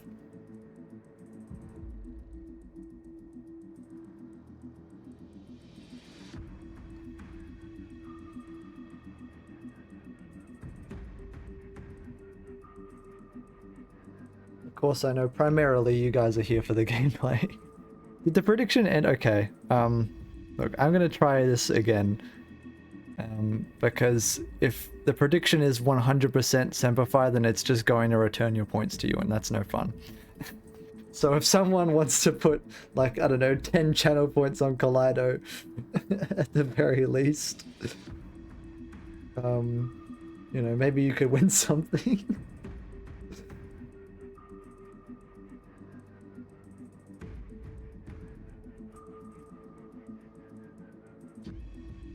Should have returned your channel points to you if you put them in for map number 1. Of course, they don't really have too many interesting rewards, so I wouldn't be sweating it. It's more just a flex if you have more. For anyone just joining us, we're just waiting. We're not sure exactly why the game hasn't been started yet, but just kind of hanging around until things get underway.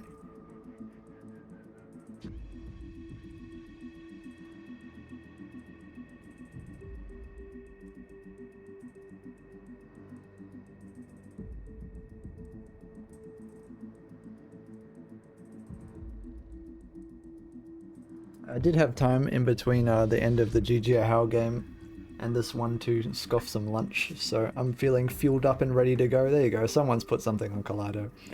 Now we can have an actual prediction. I'll make sure to end that before the game starts, by the way, so don't sweat about you know, some bias in it. It should be fine.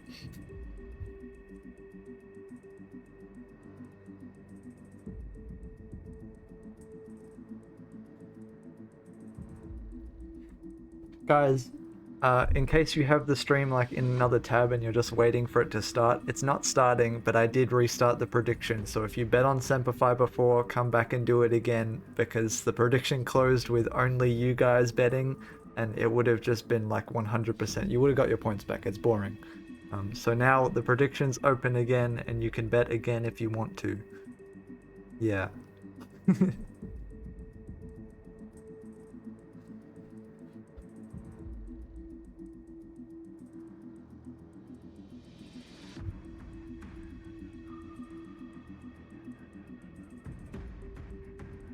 I kind of like this waiting music. It reminds me a bit of the Subnautica soundtrack. I don't know if you guys have played that game. Subnautica... not... Yes, it is Subnautica 2. I was going to say it's not 2 because they already released a sequel, but it wasn't called 2. This upcoming game is called Subnautica 2. It's being... might actually already be in early access. If not, it's releasing pretty soon. So I'm excited for that. It has multiplayer. Not sponsored, by the way. I just love the game. At least I love Subnautica 1. One of my favorite games probably I've ever played. It's just a really good experience in terms of, you know, like a open world survival game. I'm doing my best to fill the dead air here, guys, but I'm running out of things to say, and I'm running out of breath to say it with.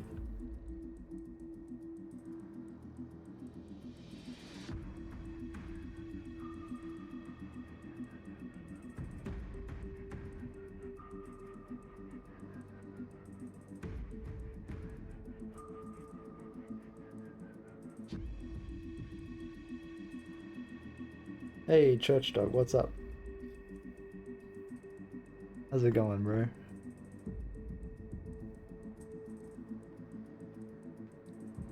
How we going? Going good. Yeah. Just finished my client session. Nice. First game I had on today was TYLOO versus 5-star. That was a pretty good matchup. Had some interesting highlights. Couple of good rounds come out from G, and then we switched over to JiJieHao versus Chinggis Warriors before the end of that series because I was going to watch this one afterwards. So I figured we may as well tune into that while we were waiting. We caught the tail end of that series, and now we're waiting for this one to start. And for mystery reason, it's taking quite a while. Invision versus Haunted House is going on at the same time. I actually, you know what, seeing as this is taking so long, I may as well pull that one up again. Hold on. Here you go. Okay. So this is what's going on the other stream, this little window here. So it looks like currently both of them are just waiting, which is lovely. I guess I may as well leave it there until we get something underway. Which music do you guys prefer? Do you want the chill one of like the B stream, which is like it's got like water dripping every now and then? Or do you want the kind of more upbeat like this sort of thing?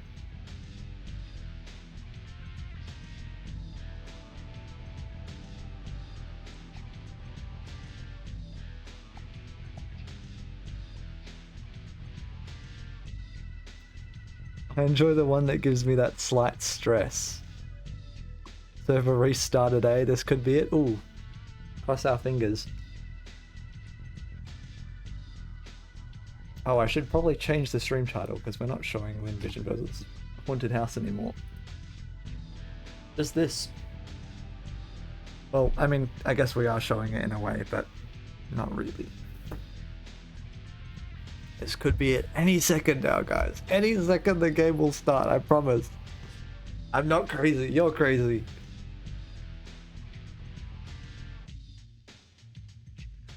Start the game already. 14. Oh, okay, well Invision's back. Not what we were waiting for, but there they are. In the top left, I guess we can leave them on while we wait for SemperFi. Just as I changed the stream title to show that we're not watching that anymore, I guess I may as well put it back in. You know what, I'll leave it out. It's fine. I don't think it really matters too much.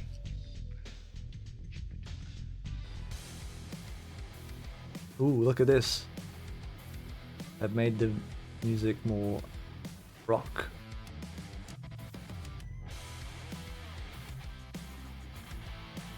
You know what I reckon we'll do is we'll make this small. Not too small, because we do still want to see when it comes back, but... Ah, that's not what I wanted. There we go.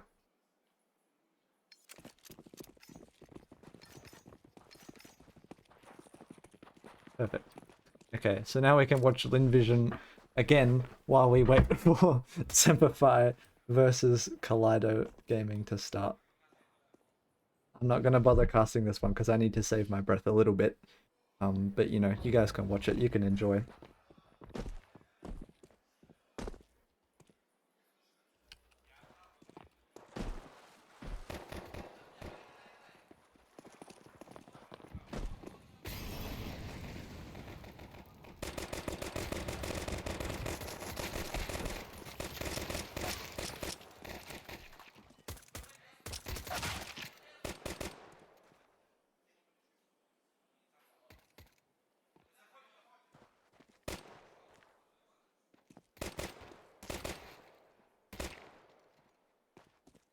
You gotta get 7 TV and or Franca faces for emotes to your channel? True. Actually, I have 7 TV on my laptop for like, and my PC actually, for when I'm watching Twitch, but I've never bothered to set it up for my channel. But I should do that now that I'm actually getting a few more people coming in. It makes sense to do. Previously, it wasn't worth it for my like 10 regular viewers, but I should do that.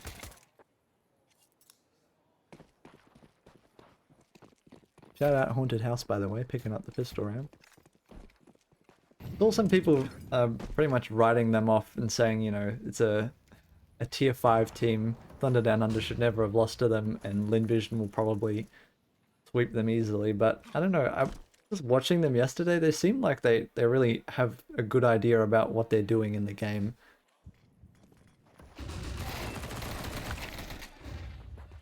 So I don't know. I'm not an expert, but they seem to be solid enough. And Haunted House did put up a good fight against Linvision just now on their map pick. It was 13-11, so very close.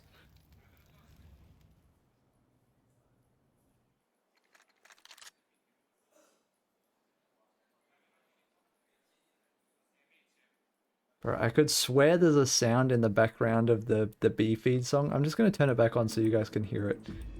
If anyone's played Subnautica, just listen closely. I swear there's a sound that sounds exactly like when the Seamoth engine is like kind of turning off after you've been... Okay. Then they transition it to loud rock music right as I do that. That's perfect timing.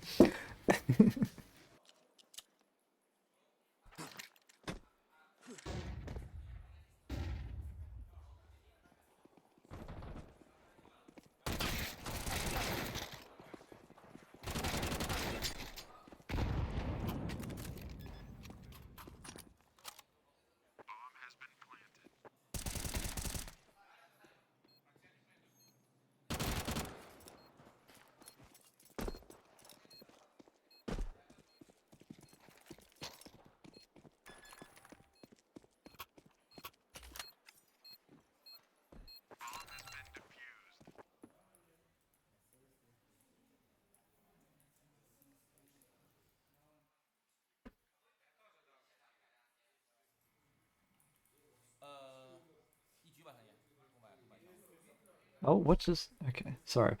I looked away and I looked back and the green of the B stream was blending in, so I was like, where did it go? It's still here. We're fine.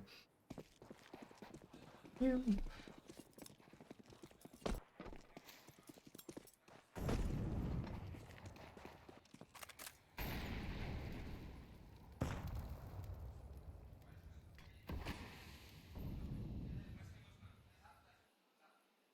I think I missed it before. Someone was asking for major predictions for the Asia teams.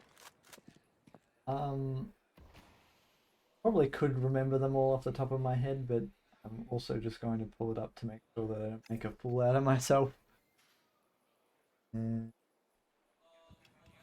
Alone major. In stage 1, we've got FlyQuest, Thunder Down Under, TYLOO, and Linvision.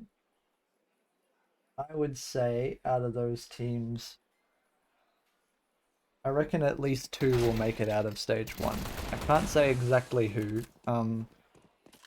We'll have a better idea after the end of this tournament, to be honest, because I thought that Thunder Down Under would be, you know, and I still think that they will be decent on the international stage, but they haven't made a good start.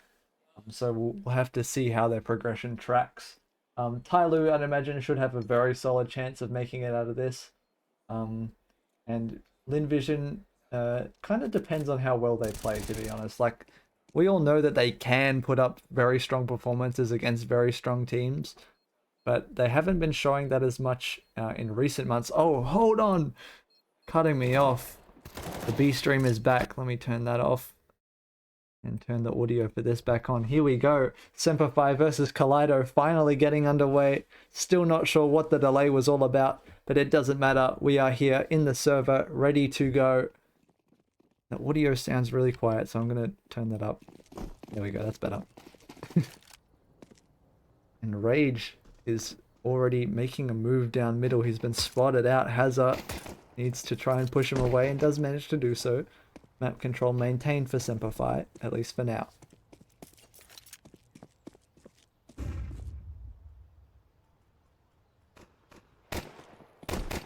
Really fighting on banana. Sasiki is not scared of these players whatsoever, just standing out in the open. Hazard on the other side manages to pick off Rage. Bit of a delayed reaction there on the blind player. Shady still able to retreat just fine. And now SemperFi going out towards the A bomb site. Suki in pit is the only chance for Kaleido to hold them back. Finds the first headshot onto Hazard. Nice and quickly, but he's traded back by Savage. God, I really minced my pronunciation of the word headshot, but you guys get the idea. SemperFi find themselves 4 versus 3 in the post plant. Spine, Ujong, and Sasiki will be the 3 players to challenge. Spine has already been removed, and it looks like these last 2 are already considering the save. They do both have Kevlar, and I mean, both have already taken damage, so they won't be able to buy the cheap helmets, at least unless they've only taken damage to health and not the armor. SemperFi not shy about this. They are coming for the hunt, and they might just pick up Chujong, who's already in church and low HP, dead. Sasiki cowering behind the new box. Will he survive? Just about, barely. Keen seemed very keen on taking him down, but it is the Australians who pick up the pistol. I guess I shouldn't really call them that, given they are half Latvian, but the Aussie team of the 2. And previously, SemperFi weren't even majority Aussie because they had Addict as well, who's from New Zealand, but Slimy has come into that spot on the roster. So now it actually is majority Australian.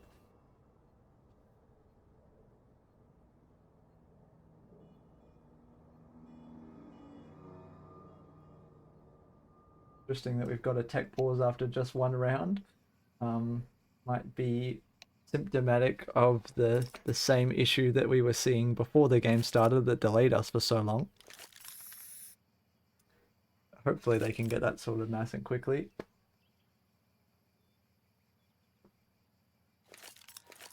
I'm a fan of this team. I'm keen on this team. I like this team. Yeah, me too. Honestly, I can't even deny it. I'm a bit of a SemperFi fan. If you go to my personal HLTV thing, which is just Sinkoits, and I don't know why you would bother doing that. But if you did, you would see that I have the SemperFi flair. And that is, to be honest, mostly because of Hazard. So I have a very nice story that doesn't, I guess, directly involve Hazard, but he is a big part of it. So I went to IEM Melbourne last year, and it was really a chance thing that I ended up at that tournament at all, because my family happened to be going on holiday in Melbourne at the exact same time as the tournament was on, and we were only there for 3 days, so the stars really aligned for me to attend. But what happened there was I met Deb, who is Hazard's mum, and I met her while I was waiting in line for the FlyQuest meet and greet. And so I was there by myself, and she invited me to come and sit with her and her family while we watched the playoff games. It was really nice. It was very lovely. She was very kind to me. And so I'm, I guess, repaying the favor now by casting Hazard's games. And I'm certainly a big fan of SemperFi. So we'll see if they can keep up their good start after the pistol round victory. While the utility goes in towards B. Shouldn't be too much of a challenge for them in here in round number 2, as it's just pistols for the Kaleido gamers.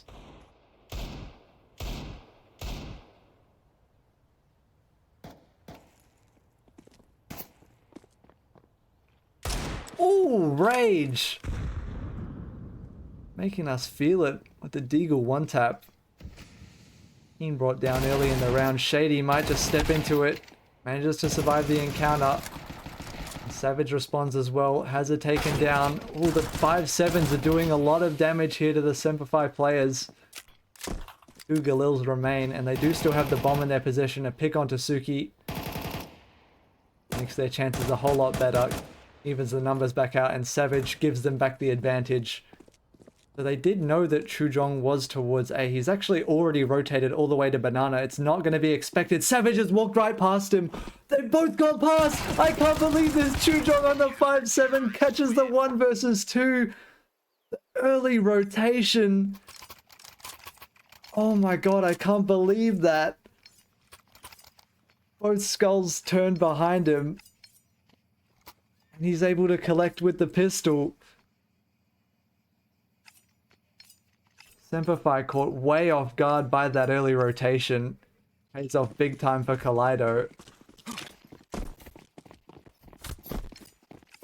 And SemperFi now are going to have to buy back in. It is Keen who finds an opening. Brings them towards that road to recovery.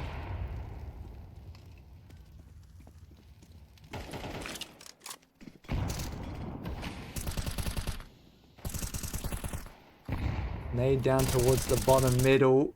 Does a lot of damage. Suki to collect on the M4. Hazard with the deagle though. Clean one tap onto Suki. Gives him a path into A. Rotations coming over from Spine and Chujong. But they won't arrive in time to get past the smokes. Hazard's picked off.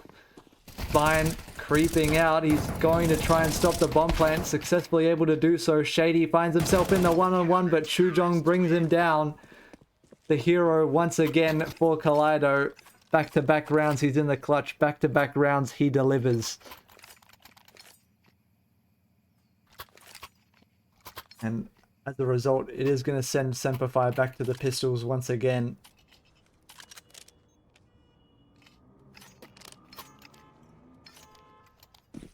Interesting that Keen is opting to go with Armor and the Tech 9.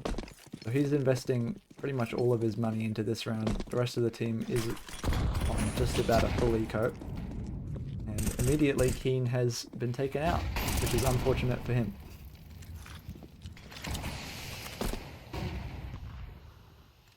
Kaleido players assembling a boost on Banana should be able to clean up, but if the player walks underneath them right now, it may be difficult for them to detect it.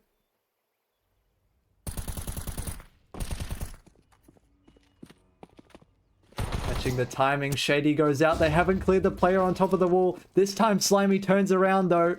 So Chujong is unable to get the same effect for the trigger discipline. Bomb passed over. Savage tries to drop the utility in front. Has managed to do so. Burning in the Molotov. He just about survives. Slimy and Savage in the 2 versus 2 against Suki and Spine. It's 4 S names, a caster's nightmare. But I'll do my best. They will walk towards Savage, the one with the fully automatic weapon. Hearing the reload of the FAMAS. Going to be Spine swinging out and not clearing the corner. Trade by Suki comes through, but he's running out of time. He does have the defuse kit. Slimy needs to pick him off before this timer ticks down. He's not swinging out from CT, and Suki gets the defuse off. Just about Kaleido pull it over the line. Up against what should have been the easiest round they've had so far. It was only the pistols for SemperFi. And they even lost the only player with armor very early in the round.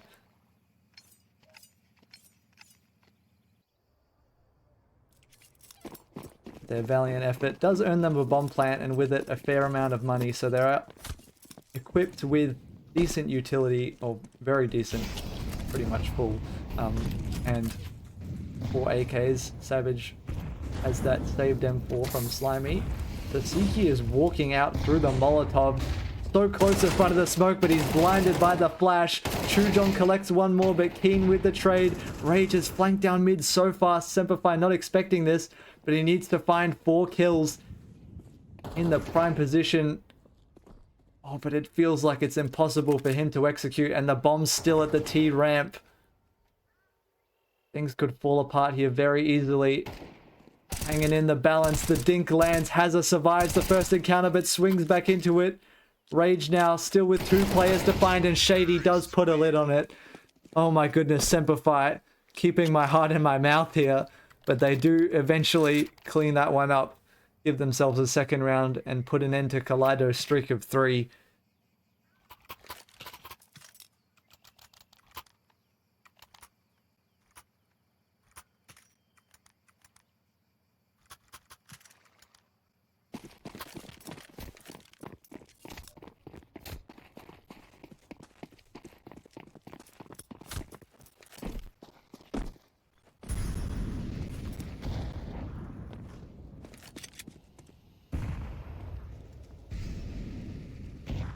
Economy just about set back to 0 for Kaleido. They do have enough for a couple of primary weapons, a scout and an MP9, but the rest of the team working with pistols. And I mean, look at Spine and Chujong, man. These guys don't even have helmet, and they don't even have primary weapons, and they're still on 50 and $0 a piece. Hazza removes one of those aforementioned primary weapons from the round. So it is just Sasuke's MP9, and it's over towards B. As SemperFi look to execute towards the A bomb site. It'll have to be 2 pistols to hold them off. Suki and Spine in position, ready and waiting, but with 5 players ahead of them, it's a tall task. Chujong tries to help out. Suki does well to get one, but the trades do come through. Slimy picking up both of those frags. Savage with the bomb just about travels over to the bomb site. And Keen nearly looks away on the timing. Should be fine to collect these last 2 players. Chujong trapped in towards the CT spawn, and Keen collects both the headshots on the AK. SemperFi tie things up.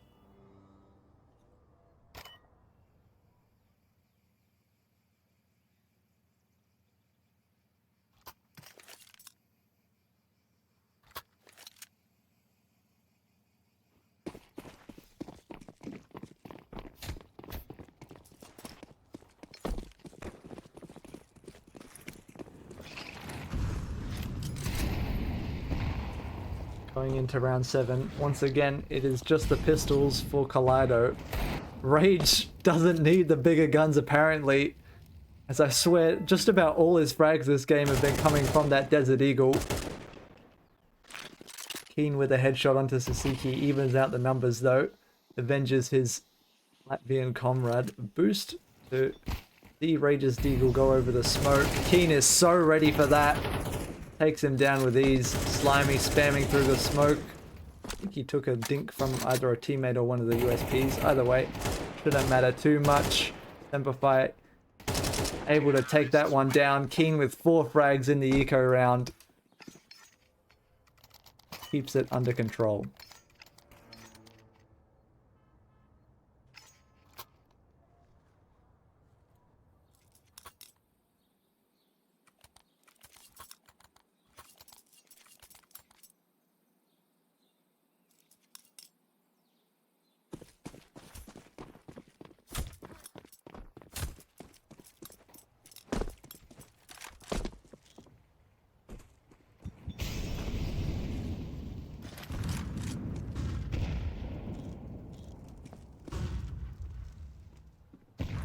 Sorry if you were hearing phone notification sound in the background. I've muted it now, so it should be fine. Slimy's Molotov has somehow managed to pick off Sasuke. The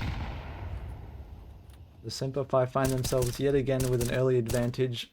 And AWP, I believe this is the first time we've seen it come out, finds itself towards short. It is Rage working with that one. And he's found Slimy's head through the corner. Falling back towards the bomb site. There's still 2 players here to hold it down. Suki and Rage with the primary weapons. Hazza's been caught on the apartments lurk. SemperFi feeling boxed in. Rage is up, removes another. And a 3rd. Savage dropped as well. Keen finds himself in the 1 versus 4. 50 seconds to work with, but his position's known and he's been taken down. Kaleido equalize us once again. 4 rounds to 4. And the AWP with big impact coming out of Rage.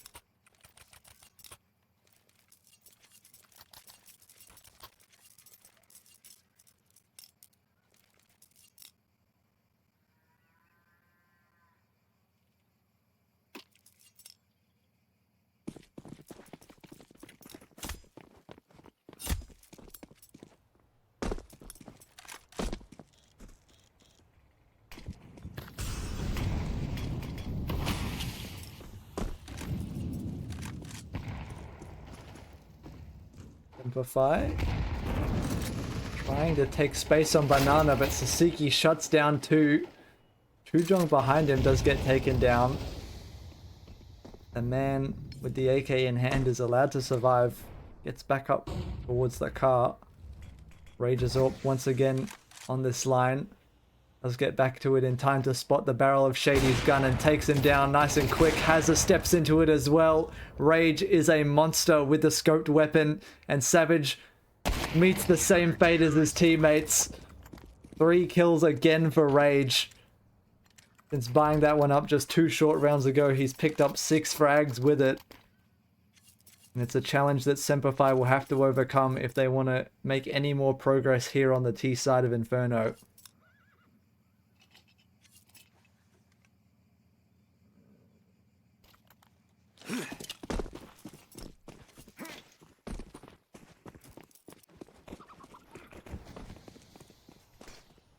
Leading the charge into Banana is Keen. Just about manages to tuck away from those grenades. Trades back almost equal damage onto Sasiki. But without being able to take over Car, and Kaleido have confirmed this with, they're playing so aggressive in Banana. Rage is expecting this push. Once again, Lawless on the AWP. King gets dropped towards long. Hazza with a spam through the smoke. An important frag. Will it be enough? SemperFi, it doesn't look like it. Suki and Rage just holding everything down. There's simply nothing they can do. No way in. The door is closed on them.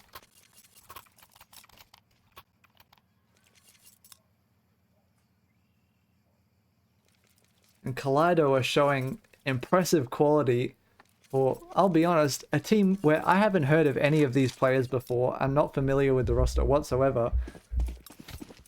But right now, they are showing some real quality on the server.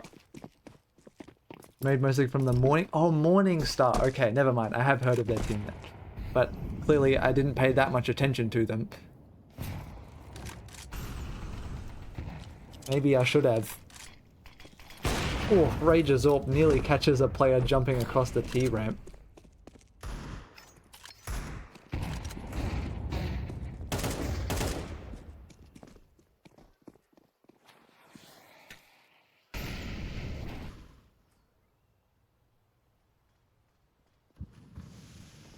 RageZorp once again in the right place at the right time, catches Keen jumping around the corner. Big nade lands so much damage onto 3 more players. Another pick for him. This is looking reminiscent of a Cold Zero play I know and love. Savage and Hazard, the last 2 left. Shouldn't pose much of a threat to anyone. Rage again with 4 kills. He's up to 17 and 7 going into the last round in the first half. Can you show Lin Vision versus Haunted House score? Oh yeah.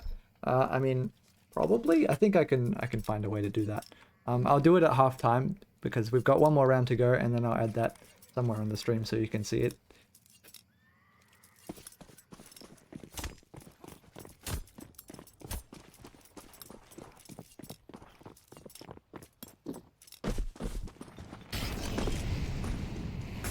See if RageZorp has anything more to give us. Keen just burns away in the Molotov. I don't know if he even had to fire a shot to get that kill. Light coming out from Slimy. Would be nice if we could see how that one was going. He does pick it up in the end. Still 95 HP on him. He'll be allowed to get away. Maybe teased by the proposition of giving this a peek. Perhaps wisely sides against it. Suki is going to walk into his Galil for the first time in a long time. It feels like Kaleido give up some over-aggression towards A.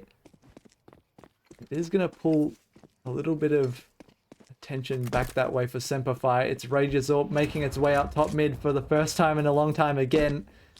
It hasn't hit the mark, at least not yet. And now with that presence confirmed, SemperFi have successfully drawn a rotation from Spine. It is only 1 player on B, but for how long? Couple of Molotovs and smokes left for this take. Utility goes out. Chujong, the lone man on the bomb site, hasn't been mollied out from behind New Box. Missed utility. Could pose problems for SemperFi. Savage spots him out, but it's not in time for Hazard to adjust. Slimy does take care of it in the end, but it still comes down to a 2 versus 1. And Rage Has shown how capable he is. Needs to step up now in the clutch. Jumping over the top of the boxes. He's not going to be able to spot these players unless they make a move. Patience game as the bomb ticks down. Still nothing spotted. No info for Rage. The nade is going to do big damage onto Slimy, but he will survive. 7 HP. Drops the smoke on the bomb, but his gun's not out. Savage picks up the 5th round for SemperFi here against Kaleido on Inferno. And we'll be back in a couple of minutes for the second half.